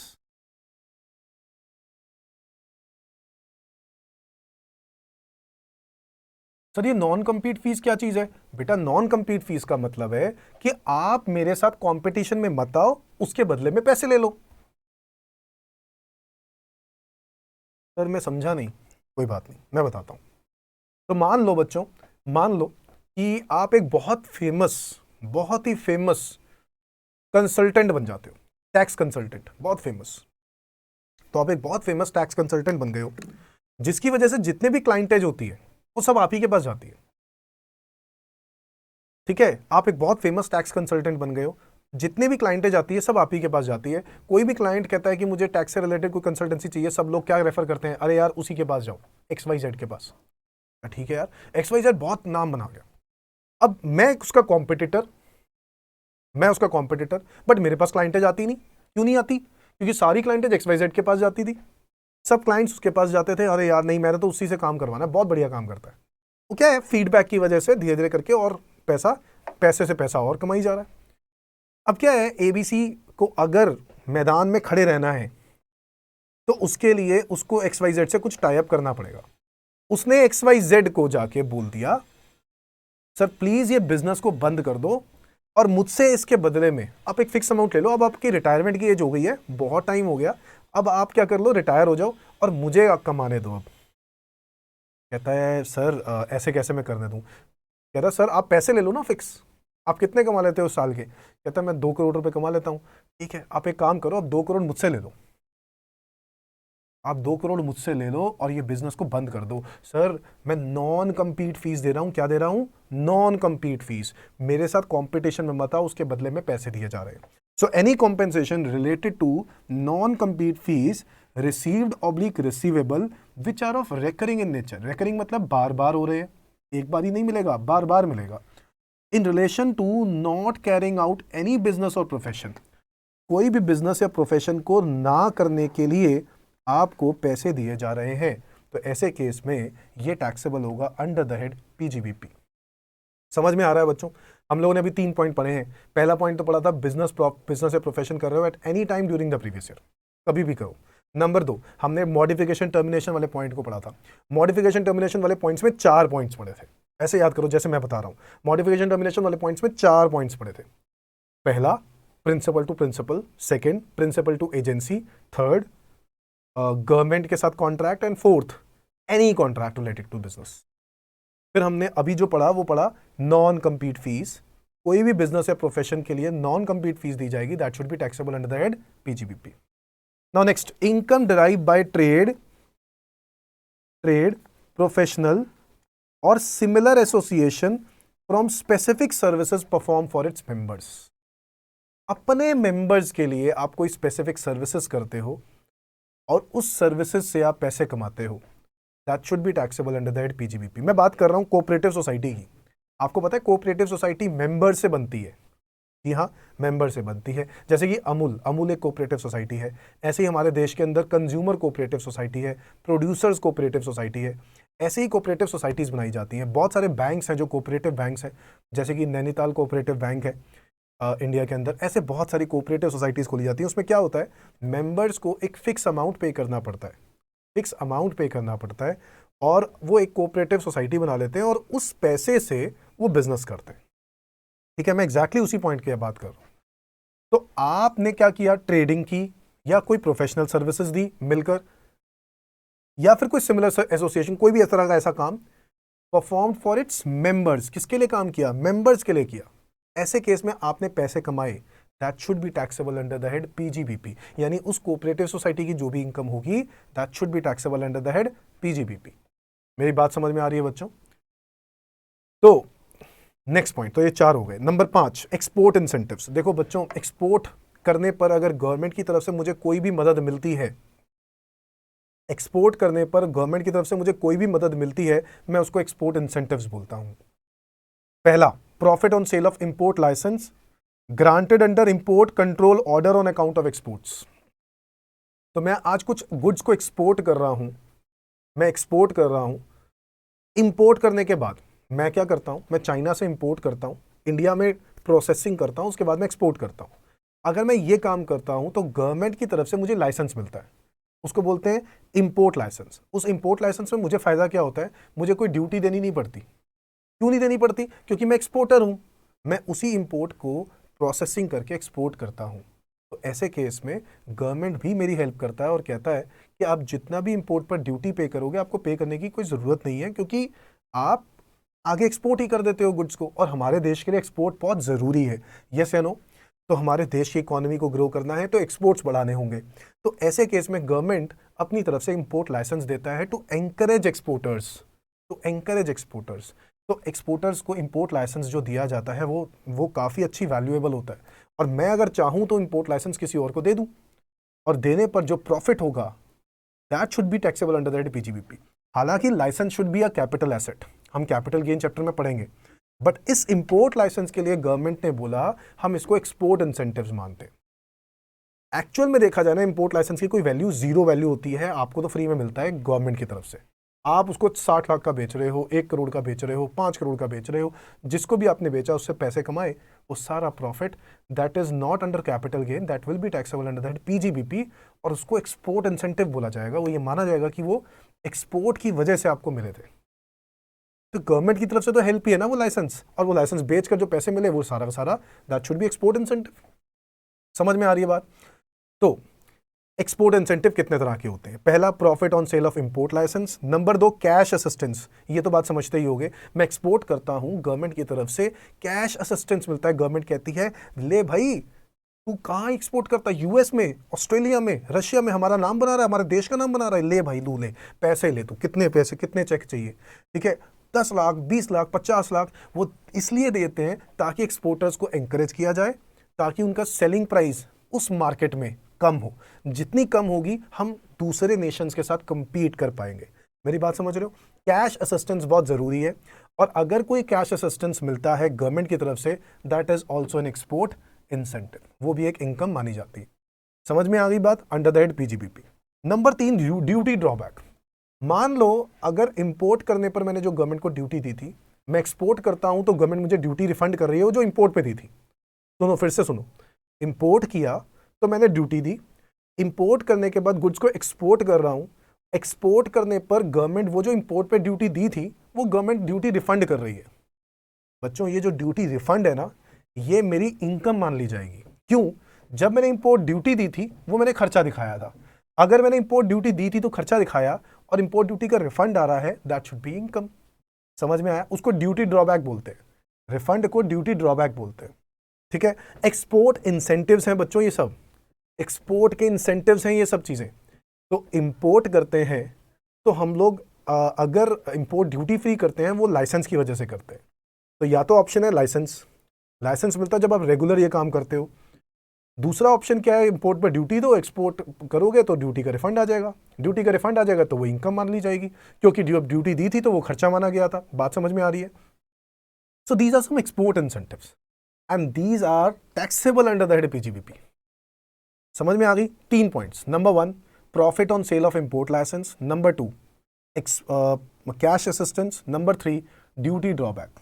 ये 3 बातें बच्चों export incentives and that should be taxable under the head PGBP. Next देखते हैं बच्चों। तो ये तो हो गया एक्सपोर्ट इंसेंटिव्स, ये हो गया export incentives. Next, the value of any benefit or perquisite whether convertible into money or not arising during the course of carrying on of any business और प्रोफेशन। अगर मैं कोई बिजनेस कर रहा हूं या कोई प्रोफेशन कर रहा हूं, मैं प्रोफेशन कर रहा हूं, मैं टीचर हूं, क्या हूं? टीचर। आप लोगों के लिए टीचर हूं। कोई बच्चा बहुत खुश होता है मेरे पढ़ाने के तरीके से और मेरे रिजल्ट से, मतलब मैं बच्चे के लिए बहुत अच्छा करता हूं और बच्चे का बहुत अच्छा रिजल्ट आता है, ठीक है, ध्यान से सुनना। और मैं जो कह रहा हूं वो करना नहीं है, मैं तो सिर्फ मजाक में एक बात बता रहा हूं, एक्चुअल में ऐसा हो सकता है, लोग करते हैं। टीचर का सर्विसेज बहुत पसंद आई, उस सर्विसेज को पसंद करा, अप्रिशिएट किया, उस अप्रिशिएट करने के लिए पेरेंट्स, बहुत रिच पेरेंट्स ने क्या किया कि यार एक टीचर को अपनी तरफ से गिफ्ट कर दो। तो कुछ गिफ्ट कर दिया उन्होंने, मोबाइल फोन गिफ्ट कर दिया, मान लो। क्या गिफ्ट कर दिया? Mobile phone. मैं प्लीज, मैं कहना नहीं चाह रहा हूं, ठीक है, सिर्फ और सिर्फ इस पर्पज के लिए है, समझने की कोशिश करो, ठीक है। मुझे आपने मोबाइल फोन जो दिया वो गिफ्ट है मेरे लिए, बिल्कुल ठीक बात है। क्या ये अदर सोर्सेस गिफ्ट है? नहीं, ये इन एप्रिसिएशन ऑफ सर्विसेज है। क्या है ये? इन एप्रिसिएशन ऑफ सर्विसेज। कोई मेरा बर्थडे थोड़ी ना था जो गिफ्ट कर दिया, कोई मेरे को न्यू ईयर के लिए गिफ्ट थोड़ी ना दे रहा है, कोई दिवाली गिफ्ट थोड़ी ना है, कोई एनिवर्सरी गिफ्ट थोड़ी ना है। ये गिफ्ट तो इसलिए दिया गया है क्योंकि आपकी सर्विसेज से बहुत खुश हैं sir, and that should be taxable under that PGBP. समझ में आ रही है बात यार? एग्जैक्टली ऐसे ही डॉक्टर है, एक डॉक्टर, एक एग्जांपल देता हूँ। एक बहुत अमीर इंसान, बहुत अमीर, बहुत पैसे की कोई कमी नहीं भगवान ने दी, और ना बहुत बीमार था, बहुत बीमार। वो बेचारा ना जगह जगह धक्के खाता रहा, पूरे दुनिया में घूम के फिर के आ गया, उसकी बीमारी का इलाज ही नहीं मिला। बड़े से बड़े डॉक्टर, करोड़ों रुपए कमाता था, तो कोई फर्क नहीं पड़ता था कि वो जगह जगह जाता भी था, बट उसकी बीमारी का हल नहीं आया। यही पास में ना, मेरे घर के बिल्कुल पास में ना एक एक एक डॉक्टर था, किसी ने रिकमेंड किया यार यहाँ देखे आओ। तो यहाँ वो गया और उस डॉक्टर ने उसको कुछ इलाज बताया, और उस डॉक्टर ने जो इलाज बताया वो उससे सहमत था, सेटिस्फाइड था, और उसने कहा कि सर यही तो सॉल्यूशन चाहिए था मुझे। सर थैंक यू सर, आप तो सर बहुत बड़े लोग हो, आप यहाँ पे क्या कर रहे हैं? कहता सर हम डॉक्टर ही हैं, हमें डॉक्टर वाला एडवाइस दिए बस। नहीं सर आपका सर ये घड़ी पहनी हुई थी, रोलेक्स घड़ी 25 लाख रुपए की, 25 लाख रुपीज की वॉच उसने वहीं की वहीं दे दी। सर ये आपके लिए। वो कहता सर ये घड़ी सर मेरे 500 रुपए की भी। अरे सर 25 लाख की घड़ी है सर, डायमंड कटेड, क्या बात कर रहे हो? 25 लाख की घड़ी है, 500 रुपए। लो सर ये 500 रुपए भी लो 25 लाख की घड़ी। सर नहीं बट आप इससे ज्यादा डिजर्व करते हो। कहता क्या? सर ये BMW की कार है सर, आपके लिए बाहर खड़ी है, मैं पैदल चले आऊंगा। सर नहीं सर, आप ज़्यादा डिजर्व करते हो सर, आप बहुत ज़्यादा डिजर्व करते हो। सर वो गिफ्ट दे रहा है, क्यों, किस बात के लिए? शादी है क्या भाई की? क्या एनिवर्सरी है? क्या बर्थडे है? नहीं, अप्रिशिएट कर रहा है सर्विसेज को, खुश है बहुत। सर ऐसे केस में that should be taxable under the head PGBP, उसके पीजीबीपी में टैक्सेबल होगा। और मैं आपको बता दूं, पीजीबीपी में गिफ्ट की कोई डेफिनेशन नहीं है। जैसे अदर सोर्सेज में गिफ्ट की डेफिनेशन पड़ी थी ना, मूवेबल प्रॉपर्टी में यही 7 आइटम्स आती हैं। पीजीबीपी चैप्टर के अंदर जब हम पढ़ते हैं तो पीजीबीपी चैप्टर में गिफ्ट की कोई डेफिनेशन नहीं है। इसका मतलब है मैंने चाहे कार दी है, चाहे मैंने ज्वेलरी दी है, चाहे मैंने फोन दिया है, ऐसे केस में ये सब चीजों की फेयर मार्केट वैल्यू निकाली जाएगी, और वो fair market value that should be taxable under the head PGBP. सिर्फ और सिर्फ दिक्कत ये है कि क्या इनकम टैक्स डिपार्टमेंट को पता चलेगा कि आपको गिफ्ट दिए गए हैं? नहीं सर, अगर नहीं पता चलेगा तो ऐसे केस में तो वो शो ही नहीं करेगा। कौन सा ऐसा डॉक्टर या कौन सा ऐसा प्रोफेशनल होगा या कौन सा ऐसा पर्सन होगा जो एक इनकम टैक्स डिपार्टमेंट को फोन करके बोल रहा होगा सर मेरे को ना एक BMW मिली है और एक ना रोलेक्स घड़ी मिली है सर, इसकी फेयर मार्केट वैल्यू तकरीबन 70 लाख रुपए है, टैक्स बताओ कितना बनता है? करता होगा कोई ऐसा? बिल्कुल भी नहीं। Is that clear? तो ऐसे केस में चीजें सामने आती नहीं है। That should be taxable under PGBP, rule जरूर बनाया हुआ है, बट वो टैक्सेबल तभी होगा जब वो बताएगा। समझ में आ गई बात? कहता है कोई भी तरह का बेनिफिट, कोई भी तरह का परक्विजिट बेनिफिट दे दिया। ऐसा भी हो सकता था कि उस पर्सन ने उसके लिए घूमने फिरने के लिए, मतलब उसको US भेज रहा है, मतलब वो क्लाइंट से, वो उस प्रोफेशनल से बहुत खुश है और उसको US भेज रहा है अपनी तरफ से। उसके पास 2 एयर टिकट्स थी और कुछ खर्चा वगैरह, सारी बुकिंग करके 5 लाख रुपए का पैकेज बना के दे दिया। तो दैट इज अ परक्विजिट, है कि नहीं? गिफ्ट कर रहा है ना, that should be taxable under the head PGBP. समझ में आ गई बात? तो मेरे हिसाब से बात समझ में आ गई है। याद रखना है जब भी ये पॉइंट आए तो आपको ये डॉक्टर वाली बात याद आ जाए कि वो BMW रोलेक्स घड़ी वाली बात याद आ जाए। समझ में आ गई बात? ठीक है जी सर, समझ में आ गया।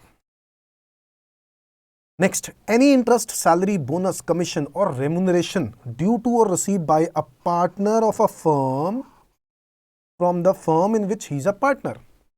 क्या कमाया आपने? इंटरेस्ट कमाया, सैलरी कमाई, बोनस कमाया, कमीशन और रेम्यूनरेशन। सर मैंने बात पहले भी बताई थी, सैलरी, इंटरेस्ट, कोई भी तरह का कमीशन, बोनस, अगर आप पार्टनरशिप फर्म से कमाते हो एज अ पार्टनर की हैसियत से, तो ऐसे केस में वो सारा का सारा टैक्सेबल होगा अंडर द हेड पीजीबीपी। बच्चों, पीजीबीपी हेड में टैक्सेबल होगा। याद आ रही है ये बात? मैंने आपको बताई थी, ठीक है? ये बात पहले भी करा चुका हूं, ठीक है? बट प्रॉफिट का शेयर नहीं, प्रॉफिट का शेयर तो वैसे भी एग्जेम्प्ट होता है, मैंने बताया था, क्योंकि पार्टनरशिप फर्म उस पर टैक्स पे कर देती है। समझ में आ गई बात? पार्टनरशिप फर्म पार्टनर को सैलरी, इंटरेस्ट, कमीशन देती है ना, तो उसको P&L अकाउंट में डेबिट करती है। तो जितना पैसा वो देगी पार्टनर को उतना ही पैसा टैक्सेबल होना चाहिए। समझ में आ गई बात? यही बात लिखी हुई है। और कहां होगा? Under the head PGBP. Next, any sum received under a key man insurance policy including the sum allocated by way of bonus on such policy। तो अगर मैं कोई की मैन इंश्योरेंस पॉलिसी से पैसे कमाता हूं, की मैन इंश्योरेंस पॉलिसी याद आ रही है बच्चों, मैं कम से कम 3 बार करा चुका हूं, है ना। पहले इनकम के डेफिनेशन में कराया, फिर सैलरी में कराया, फिर अदर सोर्सेज में भी करवाया।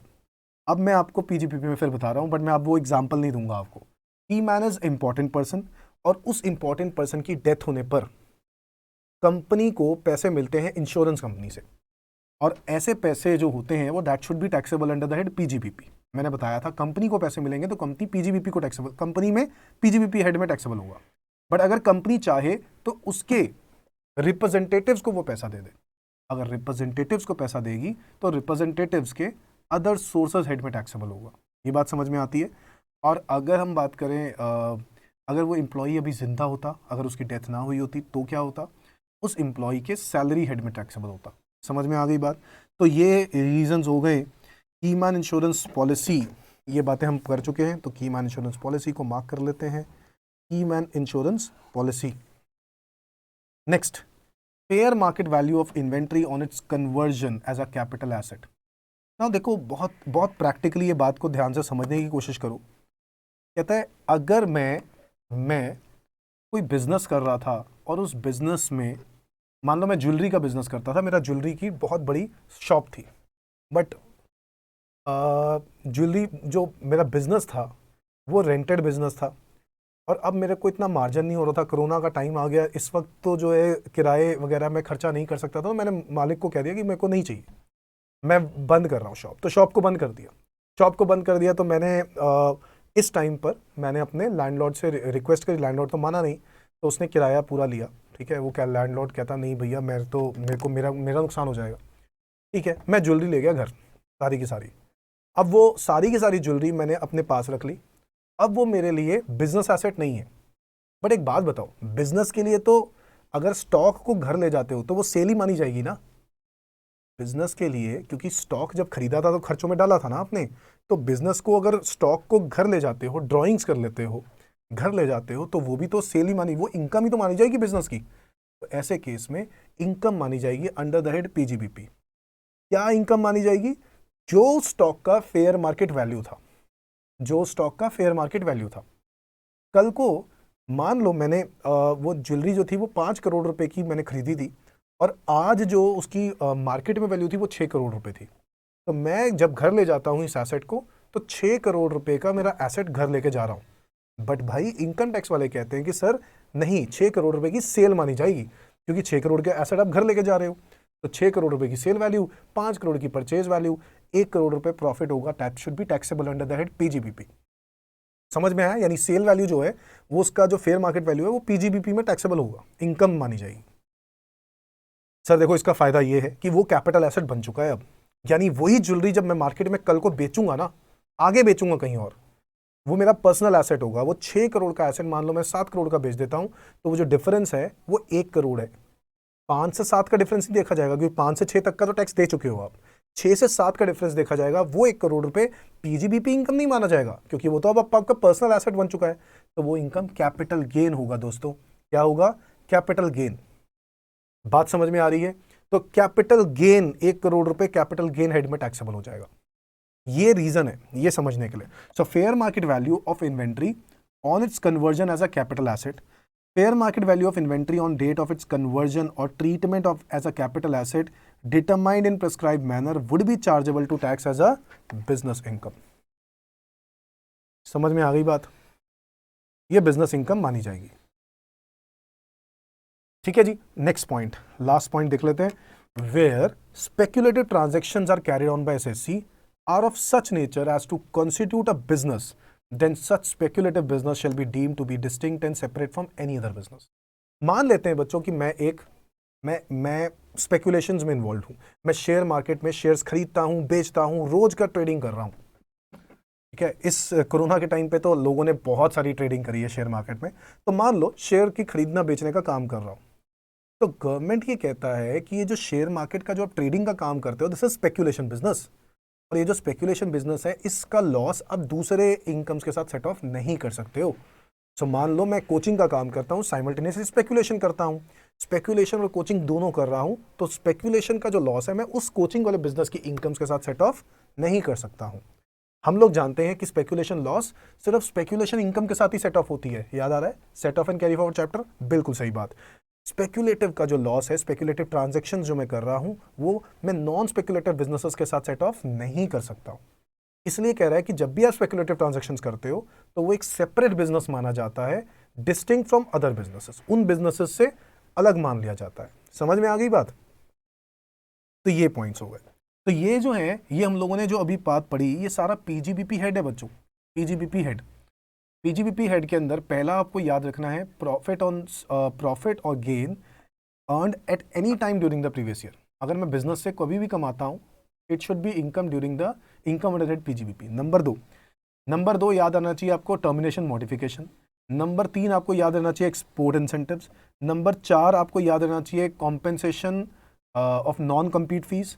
नंबर 5 ट्रेड और वो जो ट्रेड या प्रोफेशनल की सर्विसेज परफॉर्म करके बाय मेंबर्स। इसके अलावा आपको याद रखना चाहिए the value of any benefit or perquisite whether convertible into money or not. ठीक है, जब आप बिजनेस या प्रोफेशन को अप्रिशिएट करने के लिए पैसे देते हो। इसके अलावा की मैन इंश्योरेंस पॉलिसी का पैसा। इसके अलावा fair market value on conversion of stock in trade into capital asset, उसकी फेयर मार्केट वैल्यू, वो इनकम मानी जाएगी अंडर दैट पीजीबीपी। और लास्ट, जब स्पेकुलेटिव ट्रांजैक्शंस करते हो बिजनेस के अंदर, स्पेकुलेटिव ट्रांजैक्शंस करते हो तो ये मान लिया जाता है कि वो स्पेकुलेटिव बिजनेस एक सेपरेट बिजनेस है और उस बिजनेस का इस बिजनेस के साथ कोई लिंक नहीं है। समझ में आ गई बात? ये है तो हम लोगों ने पढ़ा section number 28 PGBP, section number 28 which says basis of charge. कहां लिखा हुआ है कि पीजीबीपी प्रॉफिट्स एंड गेन्स पे टैक्स लगेगा? सेक्शन नंबर 28 में यही सब बातें तो लिखी हैं कि कौन कौन सी पीजीबीपी हेड में टैक्सेबल होंगी। समझ में आ गई बात? चलो, ये बात हम लोगों ने पढ़ ली है। आगे देखते हैं एक और पॉइंट। Now cases where income from certain businesses is not taxable under the head PGBP. Cases where income from certain businesses is not taxable under the head PGBP. देखो बहुत सिंपल सी बात है, ध्यान से सुनना।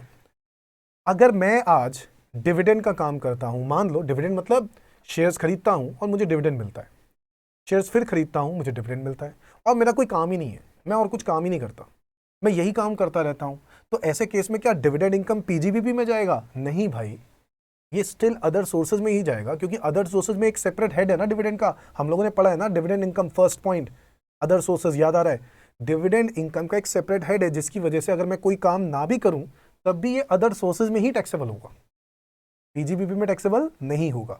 नंबर 2, अच्छा एक बात यहां पर जो है उसको ठीक कर लेना,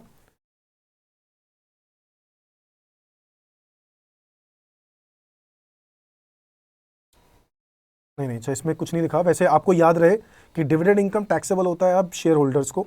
the income shall B taxable under that other sources through dividend from domestic company. तो दो डिविडेंड फ्रॉम डोमेस्टिक कंपनीज, दो वर्ड को हटा दो, इस वर्ड को डिलीट कर दो और नो नहीं आएगा, it is taxable. Dividend from domestic company is taxable, या फिर इस पूरे पॉइंट को हटा दो। आपको पता ही है कि डिविडेंड कंपनी जो है वो टैक्सेबल है। Dividend from domestic company is now taxable to the shareholders. ठीक है, एक बहुत बड़ा अमेंडमेंट है ये, क्योंकि देखो इसका इफेक्ट बहुत सारी जगहों पे आ रहा है, तो आपके नोट्स में भी आ रहा होगा, तो आप लोग इसको ठीक कर लेना। Next, winning from lottery races etcetera.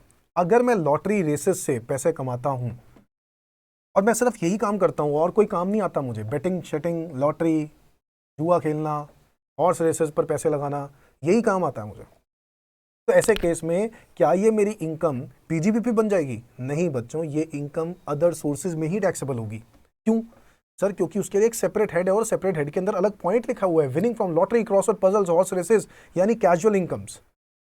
याद आ रहा है? तो वो बात क्लियर कर देती है कि स्पेसिफिक हेड बनाए गए हैं इन इनकम्स के लिए, इसलिए अदर सोर्सेज में चाहेंगे चाहे मैं यही काम करता हूं। अच्छा, अगर मैं हाउस प्रॉपर्टी को किराए पर देने का काम करता हूं, सिर्फ यही काम है, हाउस प्रॉपर्टी खरीदी किराए पर दी, खरीदी किराए पर दी, अब बताओ ये पीजीबीपी है या हाउस प्रॉपर्टी हेड में जाएगा? पीजीबीपी में जाएगा। क्यों? यहां तो ना लिखा है मैंने, सिर्फ दो ही ऐसी इनकम्स हैं जो मैं शायद रेगुलरली करूं फिर भी वो पीजीबीपी में नहीं जाकर अदर सोर्सेज में जा रही है। हाउस प्रॉपर्टी पहले कभी होता था यहाँ पे बच्चों, बट अब हाउस प्रॉपर्टी डिलीट हो चुका है यहाँ से। इसका मतलब है हाउस प्रॉपर्टी का अगर मैं बिजनेस करता हूँ, यही किराए पर देने का काम करता हूँ, तो पीजीबीपी में टैक्सेबल होगा, हाउस प्रॉपर्टी हेड में टैक्सेबल नहीं होगा। इज दैट क्लियर बच्चों? तो ये जो बातें हमने आज पढ़ी हैं, ये सेक्शन नंबर 28 की पढ़ी है, ठीक है। Write down. अब हम क्या करेंगे, सेक्शंस आगे के लिखने स्टार्ट कर देते हैं। सेक्शन जैसे हम लोग लिखेंगे अब आगे, सेक्शन नंबर 29। राइट डाउन बच्चों, section number 29। Now section number 29, रुको, सेक्शन नंबर 29 में ना बस यही लिख लो अभी फिलहाल के लिए। सेक्शन नंबर 29 क्या है वो लिख लो, computation of income under the head PGBP. ना ये जो profit and gains of business and profession में इनकम निकालनी होती है, वो सेक्शन नंबर 29 में सिखा जाता है, ठीक है। तो सेक्शन नंबर 29 में वो कंप्यूटेशन, बट ये will be discussed later, will be discussed later. मैं सेक्शन नंबर 29 को बाद में कराऊंगा, जब मैं आपको इसकी क्वेश्चंस कराने स्टार्ट करूंगा ना, उससे पहले करवाऊंगा। तो अभी आप यहां पे लिख लो will be discussed later. Start करते हैं सेक्शन नंबर 30 से। Write down, section number 30। अब मैंने आपको बताया था 28 के बाद 28 बेसिस ऑफ चार्ज हो गया, 30 से लेकर 38 क्या है, वो डिडक्शंस के सेक्शन है। क्या है वो? डिडक्शंस के सेक्शन। तो सेक्शन नंबर 30 डिडक्शंस का सेक्शन है बच्चों, जहां पे कौन से एक्सपेंसेस की डिडक्शन मिलनी चाहिए उसके बारे में लिखा हुआ है। Right down section number 30, heading, heading rent, rates, taxes, repairs and maintenance and insurance of building।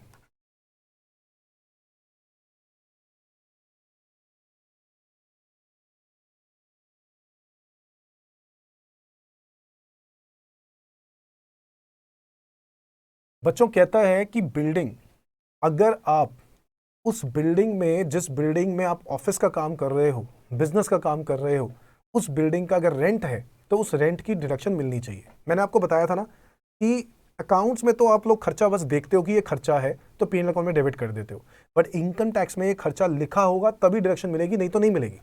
तो पहली बात जो वो कर रहे हैं वो किसके लिए कर रहे हैं? बिल्डिंग के लिए कर रहे हैं। और बिल्डिंग के लिए क्या कहते हैं कि बिल्डिंग का खर्चे की डिडक्शन सिर्फ तब मिलेगी जब वो ऑफिशियल होगी, जब वो ऑफिशियल बिल्डिंग, घर की बिल्डिंग नहीं, मतलब जब रेजिडेंस के लिए जो आप यूज कर रहे हो उस बिल्डिंग की बात नहीं हो रही है, ऑफिस की building. Rent, rates, taxes, repairs, maintenance, जो भी उसके ऊपर खर्चा, इंश्योरेंस भी कराइए अगर बिल्डिंग की, तो उस खर्चे की डिडक्शन मिल जाएगी, अगर वो बिजनेस के लिए है, अगर ऑफिस के लिए है। समझ में आ गई बात? So write down,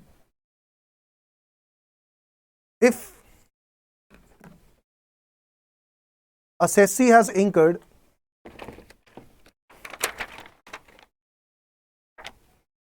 any expenditure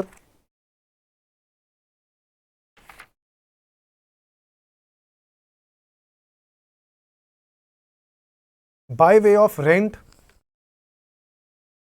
by way of rent,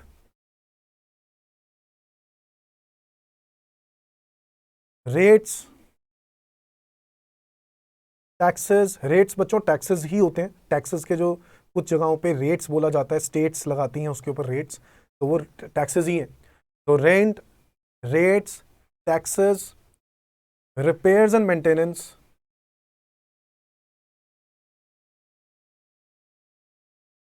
and insurance of building,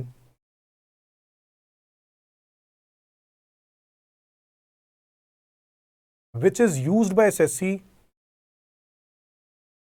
which is used by SSC for his own business or profession,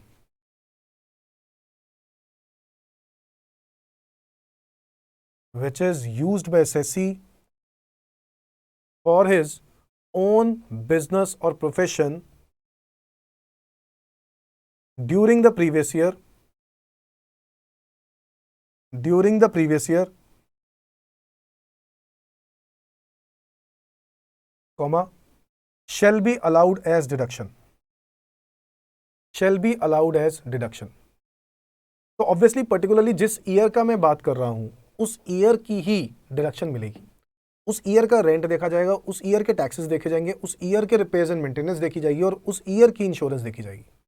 समझ में आ गई बात? सो बिल्डिंग कौन सी ऑफिशियल बिल्डिंग की बात कर रहे हैं आप मार्क कर लेना, जहां पर ये लिखा गया है कि वो ओन बिजनेस और प्रोफेशन के लिए बिल्डिंग यूज कर रहे हो।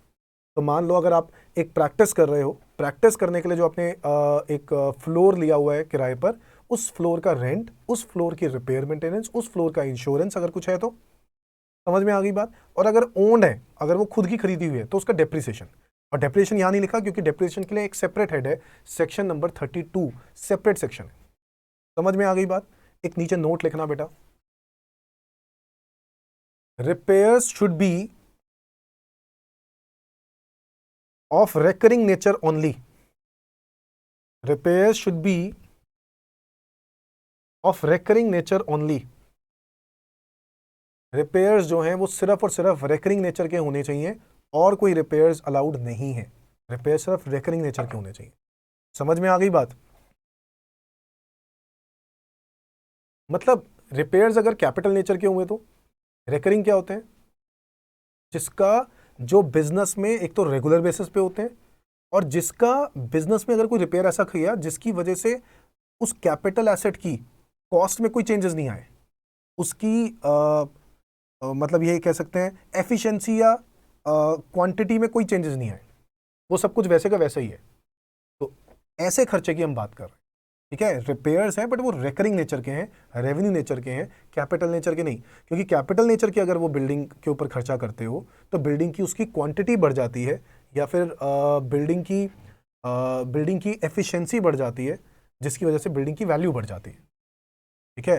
और बता दूं, कैपिटल नेचर का जो एक खर्चा होता है उस पर डेप्रीसिएशन मिलता है बच्चों। क्या मिलता है? डेप्रीसिएशन मिलता है। Is that clear?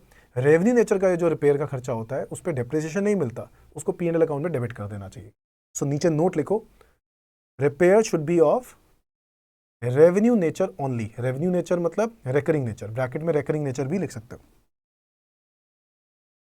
Next,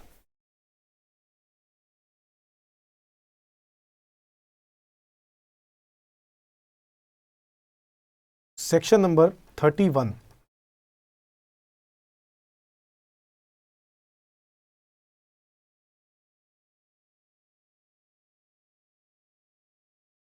repairs and maintenance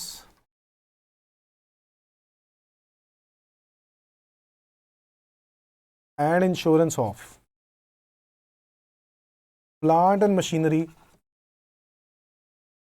and furniture and fixtures।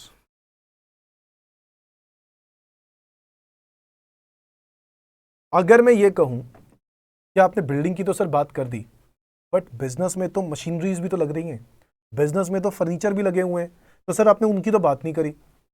Sir building पे जो मशीनरी लगी हुई है, बिल्डिंग के अंदर जो फर्नीचर लगे हुए हैं, जो हम ऑफिस के कामों के लिए यूज कर रहे हैं, उन खर्चों की भी डिडक्शन मिलनी चाहिए ना। बिल्कुल, तो हम उन खर्चों की बात कर रहे हैं। तो पहले वाले पॉइंट में सेक्शन नंबर 30 में बिल्डिंग की बात करी, सेक्शन नंबर 31 में plant and machinery and furniture and fixtures की बात की। Write down, if assessee has incurred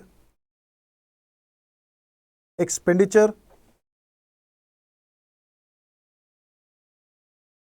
by way of repairs and insurance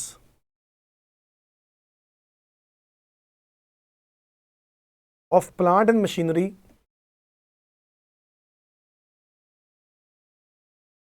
or furniture and fixtures used by SSC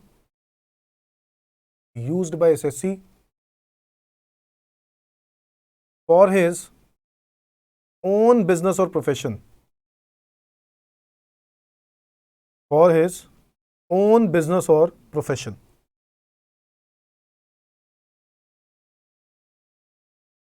during the previous year,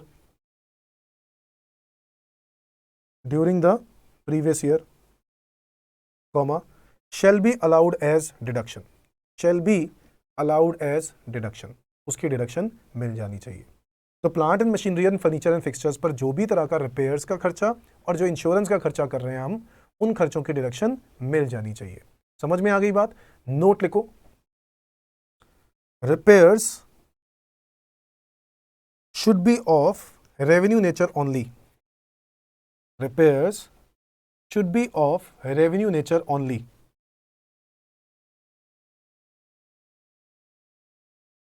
ठीक है, तो दोनों ही points में एक बात कॉमन है, रिपेयर्स को रेवेन्यू नेचर का बोला और बिल्डिंग या plant and machinery furniture and fixers जिसकी बात करी वो ऑफिशियल की बात करी, घर वाली बिल्डिंग या घर वाली मशीनरी फर्नीचर की बातें नहीं हो रही। समझ में आ गई बात?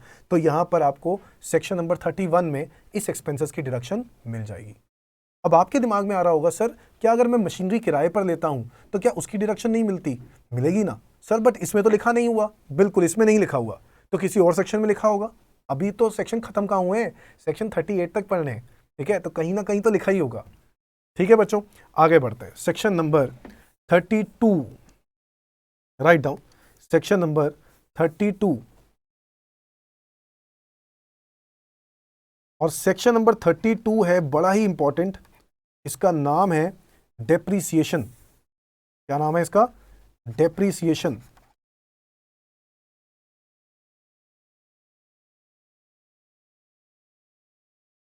Depreciation section number 32।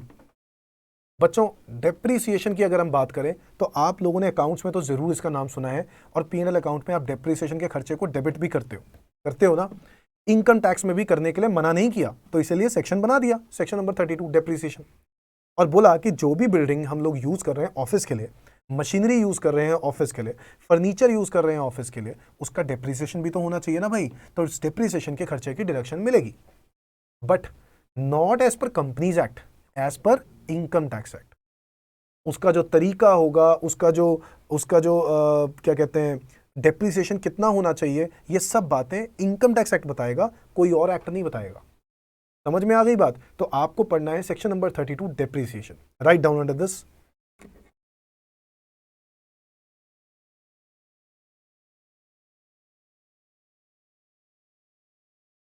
अब इसके अंदर क्या करो, डेप्रीसिएशन की पहले एसेंशियल कंडीशंस लिखो हेडिंग में एसेंशियल कंडीशंस, एसेंशियल कंडीशंस कि आप डेप्रीसिएशन कैसे क्लेम कर सकते हो, उसके लिए क्या कंडीशंस आपको फुलफिल करनी है। पहली कंडीशन, राइट डाउन, 3 कंडीशंस लिखेंगे बेटा। पहली condition, assessee must be owner, assessee must be owner or deemed owner, assessee must be owner or deemed owner of the asset,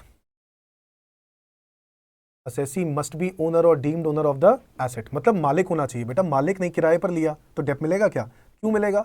मालिक होगा तभी डेप्रिसिएशन मिलेगा, नहीं तो नहीं मिलेगा। Assessee must be owner or deemed owner of the asset. Number 2, asset must be actually put to use during the previous year, asset must be actually put to use during the previous year। आप लोग जानते ही हैं बच्चों, ये बात तो हम लोगों ने अकाउंट्स भी पढ़ते हैं कि पुट टू यूज होना जरूरी है। पुट टू यूज मतलब एसेट को यूज करना जरूरी है। अगर आपने एसेट को यूज करना स्टार्ट नहीं किया तो क्या आप डेप्ट क्लेम कर पाओगे? नहीं, एसेट को पुट टू यूज करना जरूरी है, तभी आप उसका डेप्रिसिएशन ले सकते हो बच्चों। तो asset should be put to use during the previous year, तभी आप डेप्ट क्लेम कर पाओगे।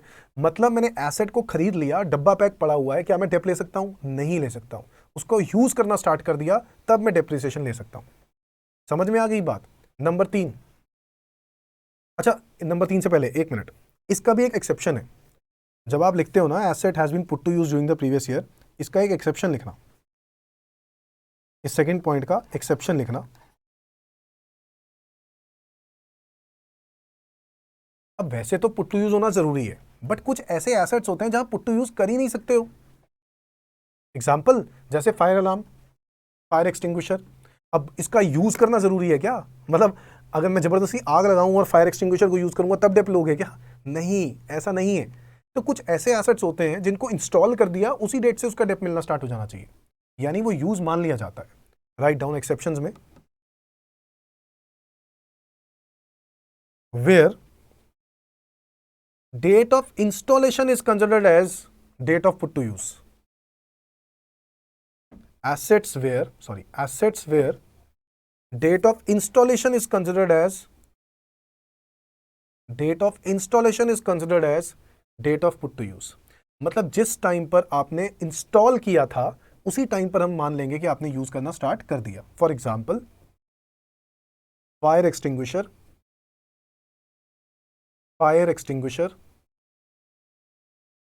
फायर अलार्म जो अलार्म्स लगाए जाते हैं वो भी एक मशीनरी है बेटा। Fire alarms, fire sprinklers etcetera, fire oblique water sprinklers, sorry, fire के लिए यूज होता है वाटर स्प्रिंकलर्स। ये वाटर स्प्रिंकलर्स क्या होते हैं? वाटर स्प्रिंकलर्स होते हैं, स्प्रिंकलर्स लगाए जाते हैं छोटे छोटे। वो क्या होता है, जगह जगह पे होता है, जैसे ही आग लगती है, जैसे ही कुछ स्मोक आती है, धुआं आता है, तो वो अपने आप खुल जाता है ऑटोमेटिकली और पानी आना स्टार्ट हो जाता है उसमें से। ठीक है, तो वो क्या है, वो वाटर स्प्रिंकलर्स जो भी है वो भी एक मशीन की फिटिंग ही तो है। ऐसे केस में भी इनकम टैक्स वालों ने कहा हम लोग डेप जरूर देंगे, बट डेप्रिसिएशन जो देंगे वो हम लोग इंस्टॉलेशन डेट से देखेंगे, ना कि पुट टू यूज डेट से। पुट टू यूज तो देखो कब यूज होगी पता ही नहीं। समझ में आ गई बात? बिल्कुल सही बात है। पॉइंट नंबर 2 समझ में आ गया। नंबर 3, अब ये देखो, पहली जो 2 कंडीशंस है ना, ये नॉर्मली हर अकाउंट्स वाले इंसान को पता होती है कि डेप्रिसिएशन लेते ही तब है सर जब मालिक होंगे। नंबर 2, जब उसको पुट टू यूज करेंगे तभी डेप लेंगे, ये बात भी सही है, बिल्कुल सही है। Number 3, asset should not be sold during the previous year. ना, सबसे अलग बात, asset should not be sold during the previous year. Asset को बेचना नहीं है during the previous year. Sir ये क्या कंडीशन हुई? बिल्कुल सही बात है, कंडीशन आपके दिमाग में जो पॉइंट आ रहा है कि ये क्या कंडीशन हुई, ये बिल्कुल सही कह रहे हो। बट इनकम टैक्स वालों का यही कहना है, कहते हैं भाई लोग क्या करते हैं, एसेट खरीद के डेप्रिसिएशन लेना स्टार्ट कर देते हैं, और वो पता चलता है जब वो लोग छापा मारते हैं पता चलता है एसेट है ही नहीं। कहते हैं एसेट बेच नहीं सकते आप, डेप लेना है पूरा साल रखना पड़ेगा, हम कभी भी आएंगे बीच में, कभी भी छापा मारेंगे और देखेंगे एसेट है या नहीं। अगर ड्यूरिंग द ईयर एसेट नहीं है तो आप डेप किस बात का ले रहे हो? कोई डेप्रिसिएशन नहीं। सर 1 रुपये का नहीं, जबकि अकाउंट्स में आप लोग जानते हैं 10 दिन के लिए भी एसेट यूज करता हूं तो 10 दिन का डेप लेता हूं, 20 दिन का एसेट 20 दिन के लिए यूज करता हूं, 20 दिन के लिए डेप लेता हूं, 1 दिन का लिए खरीदता हूं ना तो 1 दिन के लिए भी डेप भी लेता हूं। बट इनकम टैक्स में ऐसा नहीं है बच्चों। इनकम टैक्स में डेप्रिसिएशन अगर लेना है तो ये 3 कंडीशंस का पालन करना पड़ेगा। पहला तो ओनर होना चाहिए, नंबर दो उसको आप पुट टू यूज करो, नंबर 3 उसको बेचना नहीं है ड्यूरिंग द प्रीवियस ईयर। अगर बेच दिया तो इस साल तो डेप नहीं मिलेगा भाई। समझ में आ गई बात? Has not been sold during the previous year. ना, ये जो 3 कंडीशंस हैं, इन 3 कंडीशंस को फुलफिल कर लोगे तो आपको डेप्रिसिएशन मिल जाएगा, अदरवाइज आपको डेप्रिसिएशन नहीं मिलेगा। समझ में आ गई बात? आगे बढ़ते हैं। राइट डाउन, इन तीनों कंडीशंस के नीचे लिखो, under income tax act, under income tax act, depreciation is calculated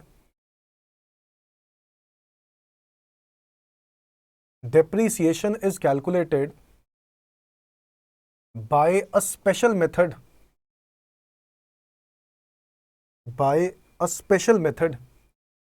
known as block of assets method।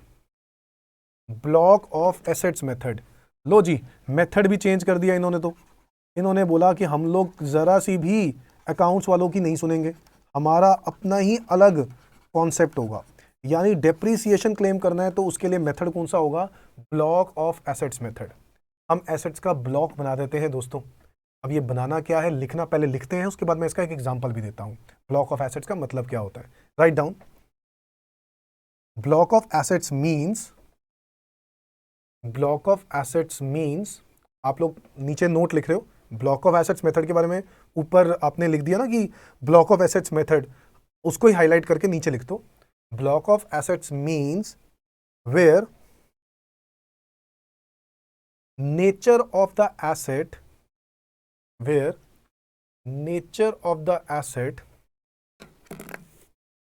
is similar and rate of depreciation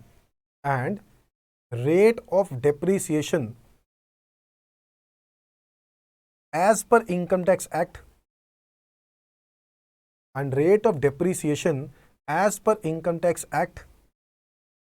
is same, then we put all such assets in a single block and depreciation is calculated on it. उसके बाद फिर हम उसके ऊपर depreciation निकालते हैं। क्या पढ़ा आप लोगों ने कि हम लोग क्या करेंगे, जिसका नेचर सेम हो, ऐसे एसेट्स जिसका नेचर सिमिलर हो और रेट ऑफ डेप्रिसिएशन जो है वो सेम हो, अगर ये दो कंडीशंस मैच कर जाएं तो उन एसेट्स को आप एक ब्लॉक के अंदर डाल दो। आओ जरा समझते हैं कैसे। ये देखो, मान लो आपके पास मशीन्स हैं, मशीन ए, बी, सी, डी। इसका रेट ऑफ डिप्रिसिएशन है 10%, इसका है 10%, इसका है 15% और इसका है 10%। ठीक है, और इन दोनों की वैल्यूज, ये तो हो गए रेट ऑफ डिप्रिसिएशन। ठीक है, इनकी वैल्यू भी दे रखी है। मान लो ये वैल्यू है 6 लाख, ये वैल्यू है 5 लाख, ये वैल्यू है 4 लाख, ये वैल्यू है 4 लाख। इस तरीके से वैल्यू दी हुई है। ठीक है, आपके पास मशीनरीज हो गई, इसके अलावा आपके पास फर्नीचर भी पड़े हुए। मान लेते हैं फर्नीचर ए, बी, सी, डी। ठीक है, मैं सोफा वगैरह नहीं लिख रहा हूँ, मैं सिर्फ फर्नीचर के ऐसे नाम लिख रहा हूँ। ए जिसका रेट ऑफ डेप्रिसिएशन मान लेते हैं 10% है, इसका 5% है, इसका 5% है और इसका 10% है। और फर्नीचर की वैल्यू दे रखी हैं, ये मान लो 4 लाख रुपए, ये मान लो 2 लाख रुपए, ये मान लो 2 लाख रुपए और ये मान लो 1 लाख रुपए। इस तरीके से आपको कुछ एसेट्स की इंफॉर्मेशन दे रखी है। अब हमें क्या करना है, हमें ब्लॉक ऑफ एसेट्स बनाने हैं। मैं क्या करूंगा, ब्लॉक बनाऊंगा। फर्स्ट ब्लॉक किसका, मशीनरीज का। ऐसी मशीनरीज का जिनका रेट ऑफ डेप्रिसिएशन 10% हो। ये रेट ऑफ डेप्रिसिएशन कैसे पता चलेगा किसका क्या है, मैं अभी बताऊंगा। As per income tax act rate of depreciation क्या है। अभी हम लोग मतलब समझ रहे हैं इस ब्लॉक ऑफ एसेट्स का। मतलब समझो, जिनका नेचर सिमिलर हो। क्या मशीनरी और फर्नीचर का नेचर सिमिलर है? नहीं, तो इसलिए मशीनरी और फर्नीचर तो अलग ही हो जाते हैं।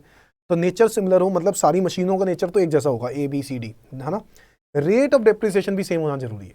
रेट ऑफ डेप्रिसिएशन ब्लॉक 1 क्या कर दिया मैंने, मशीनरी 10% के हिसाब से बना दिया। मशीनरी ए, मशीनरी बी और मशीनरी डी। मशीनरी ए जिसकी वैल्यू 6 लाख है, मशीनरी बी जिसकी वैल्यू 5 लाख है और मशीनरी डी जिसकी वैल्यू 4 लाख है। मैंने इन सबको ऐड कर दिया, ये बन गए 11 और 4 15 लाख रुपए, 15 लाख रुपीस। ये मेरा ब्लॉक 1 की मशीनरी की वैल्यू आ गई। समझ में आ रहा है बच्चों, ये मेरा ब्लॉक 1 की वैल्यू आ गई। अब क्या करूंगा मैं, ब्लॉक 2 निकालूंगा। ब्लॉक 2 है मशीनरी 15%। मशीनरी एक ही है 15% में, मशीनरी सी। ठीक है, और मशीनरी सी की वैल्यू है 4 लाख।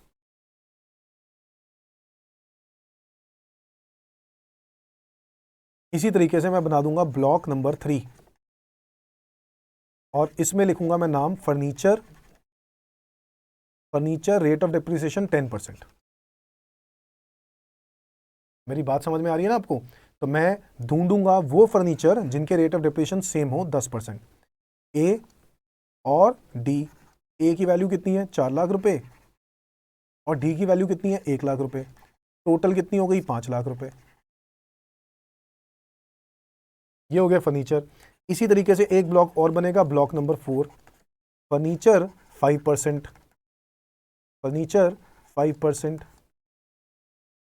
अब इसके अंदर आ जाएगा machine block furniture number B और फर्नीचर सी।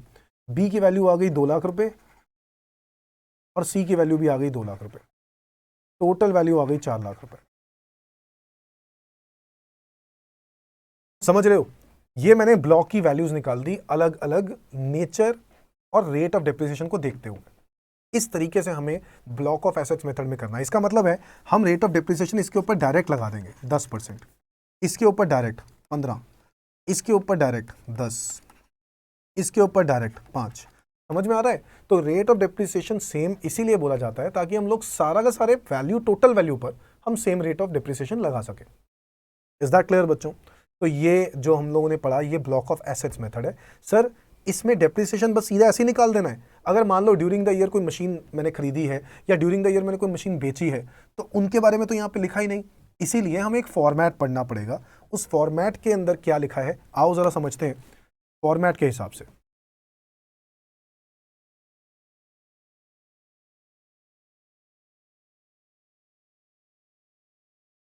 अब ये देखो ये फॉर्मेट पढ़ो ब्लॉक ऑफ एसेट्स मेथड का। ब्लॉक ऑफ एसेट्स मेथड लिखो ऊपर हेडिंग में फॉर्मेट। इसमें सबसे पहले WDV of block as eight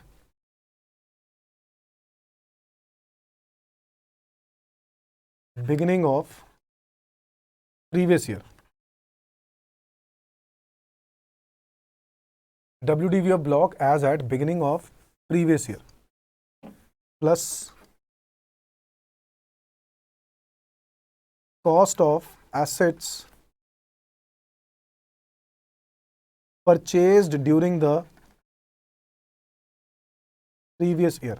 तो उस पर्टिकुलर प्रीवियस ईयर में सबसे पहले तो उसकी WDV ओपनिंग WDV लिखनी है। ओपनिंग का मतलब है 1/4/2000 जो भी ईयर है, मान लो 1/4/2020 है तो 1/4/2020 पे उसकी जो भी WDV होगी वो यहाँ लिखनी है, यहाँ पर। ठीक है, रिटर्न डाउन वैल्यू यानी डेप्रिसिएशन माइनस होने के बाद जो वैल्यू आ रही है, कॉस्ट, और फिर उसके बाद उसी साल में यानी 2021 में जो भी मैं एसेट्स परचेज कर रहा हूं वो एसेट्स की डिटेल्स में यहां लिखूंगा। अच्छा, उस ब्लॉक से रिलेटेड, ब्लॉक क्या होता है? वही nature same, nature similar, rate of depreciation same. समझ में आ गई बात? तो cost of assets purchase during the previous year, मैं क्या कर दूंगा, इसको ऐड कर दूंगा और ये आ जाएगी बच्चों वैल्यू ऑफ ब्लॉक। क्या आ जाएगी? Value of block. ये ब्लॉक की वैल्यू आ जाएगी। अब इसमें से जो भी एसेट मैंने खरीदे हैं, मान लो इसके अंदर 2 मशीनें थी A और B, इसके बाद मैंने 2 मशीनें और खरीदी C और D जो सेम उसकी थी, कैटेगरी की थी, तो A B C D 4 मशीनें हो गई। अब मान लो इसमें से मैंने C बेच दी तो उसका सेलिंग प्राइस माइनस हो जाएगा। मैंने बताया था ना मशीन बेच नहीं सकते हो। Selling price of asset sold during the previous year. अगर आपने कोई asset during the previous year बेच दिया तो उसका बुक वैल्यू माइनस नहीं करेंगे, उसका WDV वैल्यू माइनस नहीं करेंगे, उसका सेलिंग प्राइस माइनस करेंगे। है ना अजीब? बिल्कुल अजीब है, आपके दिमाग में ऐसा बात जरूर आ रही होगी, बट सेलिंग प्राइस से हो क्या सकता है कि दूसरे एसेट्स की वैल्यू भी ले जाए। भाई देखो, मान लेते हैं कि A B जो 4 ये 2 मशीनें हैं उसकी वैल्यू 10 लाख रुपए, ठीक है, और C और D जो आई हैं ये भी 5 लाख और 5 लाख में आई हैं। टोटल कितनी हो गई? 10 लाख ये भी हो गई। ठीक है, टोटल वैल्यू ब्लॉक कितना हो गया? 20 लाख का। अब मान लो मैंने C बेच दिया। जब मैंने C बेच दिया तो C जो मैंने बेचा वो 8 लाख का बेचा। कितने का बेचा? 8 लाख। अब ये नहीं कह रहा कि उसकी WDV हटाओ, 5 लाख हटाओ, नहीं नहीं नहीं नहीं नहीं, ये अकाउंट्स बिल्कुल भी नहीं है। यहां पर सेलिंग प्राइस माइनस करेंगे। सेलिंग प्राइस माइनस करने का आपको नुकसान करवाना है इनकम टैक्स वालों ने। अच्छा, तो सेलिंग प्राइस जितनी ज्यादा होगी उतना नुकसान होगा? बिल्कुल, क्योंकि बची हुई मशीनों की वैल्यू पता है कितनी रह गई? 12 लाख। जबकि क्या एक्चुअल में ऐसा है? बचे हुए मशीनों की वैल्यू तो 15 लाख रहनी चाहिए, बट नहीं, बचे हुए मशीनों की वैल्यू 12 लाख रह गई। और इस 12 लाख पर आप उन 3 मशीनों का क्या निकालोगे? डेप्रीसिएशन। ये देखो, सेलिंग प्राइस माइनस करने के बाद जो वैल्यू आई है इसको बोलेंगे WDV of block as at the end of previous year. End of the previous year, यानी प्रीवियस ईयर के आखिर में जो एसेट की वैल्यू बच रही है वो ये है। और उसके ऊपर आप क्या करोगे, डेप्रीसिएशन, क्या कैलकुलेट करोगे, डेप्रीसिएशन ऑन दिस वैल्यू। और डेप्रीसिएशन अगर मैं इसमें से माइनस कर दूं ना बच्चों, पता है डेप्रीसिएशन अगर मैं इसमें से माइनस कर दूं WDV में से, डेप्रीसिएशन मतलब इस साल के एंड में जो वैल्यू आ रही है उस पर मैं डेप्थ निकालूंगा, और फिर जो डेप्थ निकालने के बाद जो वैल्यू आएगी वो होगी अगले साल की WDV of block as at beginning of assessment year. और बच्चों यही असेसमेंट ईयर अगले साल जाके तो प्रीवियस ईयर बन जाएगा ना। यानी अगर मैं ये कह रहा हूं कि ये है वैल्यू 1/4/20 की, ये ड्यूरिंग द ईयर 20-21 में ये सब चीजें ऐड हुई हैं, ये ड्यूरिंग द ईयर 20-21 में ये सब चीजें बेची गई हैं, ठीक है, और ये आ गई मेरे पास 31 मार्च 2021 की वैल्यू। अब मैं जब इस पर डेप निकाल दूंगा तो डेप निकालने के बाद जो वैल्यू आएगी, अच्छा ये जो डेप निकाला जा रहा है किस साल का डेप है, ये ड्यूरिंग द ईयर का डेप है, यानी 2020-21 का डेप है, बट निकालना हमें किस वैल्यू पर है, जो WDV 31 मार्च को बचेगी। अब 31 मार्च को, क्योंकि selling price of the asset sold इसलिए माइनस करते हैं क्योंकि हम लोगों ने कहा हुआ है कि हमें एसेट नहीं बेचने, क्योंकि उसका डेप नहीं मिलेगा, तो जो बचे हुए एसेट्स हैं उन्हीं का डेप मिलेगा, इसीलिए एक तरह से पेनल्टी समझ लो, सेलिंग प्राइस को माइनस कर दिया उन्होंने। अब यहाँ पे डेप्रिसिएशन 2020-21 का आपने माइनस कर दिया, जो बच गई वो वैल्यू अब बताए कब की आ गई, 1/4/2021 की। यानी अगले साल जब मैं फिर से डेप्रिसिएशन कैलकुलेट करूंगा तो 1/4/2021 WDV of the block as at beginning of previous year लिखूंगा, यानी यही वाली वैल्यू कहां चली जाएगी,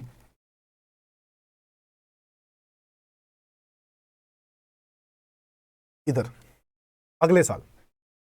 मेरी बात समझ में आ गई है बच्चों? तो ये है ब्लॉक ऑफ एसेट्स मेथड का फॉर्मेट जो आपको ध्यान रखना है। तो बिगिनिंग ऑफ द ईयर में क्या WDV बची हुई है, इसके बाद अब मान लो आपने बिजनेस अभी नया नया स्टार्ट किया है तो WDV तो कुछ होगा ही नहीं, तो आप कॉस्ट ऑफ एसेट परचेज से स्टार्ट करोगे, सेलिंग प्राइस माइनस करोगे अगर कुछ ड्यूरिंग द ईयर बेचा है, और फिर इसके बाद WDV आ जाएगा, फिर उसके ऊपर डेप निकाल दोगे तो अगले साल का WDV आ जाएगा, और उसके बाद से WDV आने स्टार्ट हो जाएंगे। पहले साल नहीं आता, अगले साल से WDV आने स्टार्ट हो जाते हैं, यही होता है ना। तो एग्जैक्टली ऐसे ही चलेगा as per income tax act. समझ में आ गई बात? तो ये फॉर्मेट आपको बताना बहुत ज़रूरी था। ठीक है बच्चों, that's it for the day, आज के लिए इतना ही, और अगली क्लास में मिलते हैं। आज के लिए कोई होमवर्क नहीं है, सिर्फ जो आज पढ़ा है, पढ़ाई करी है जो, एक बारी रीडिंग करके अगली क्लास में ज्वाइन करना। थैंक यू बच्चों, बाय बाय।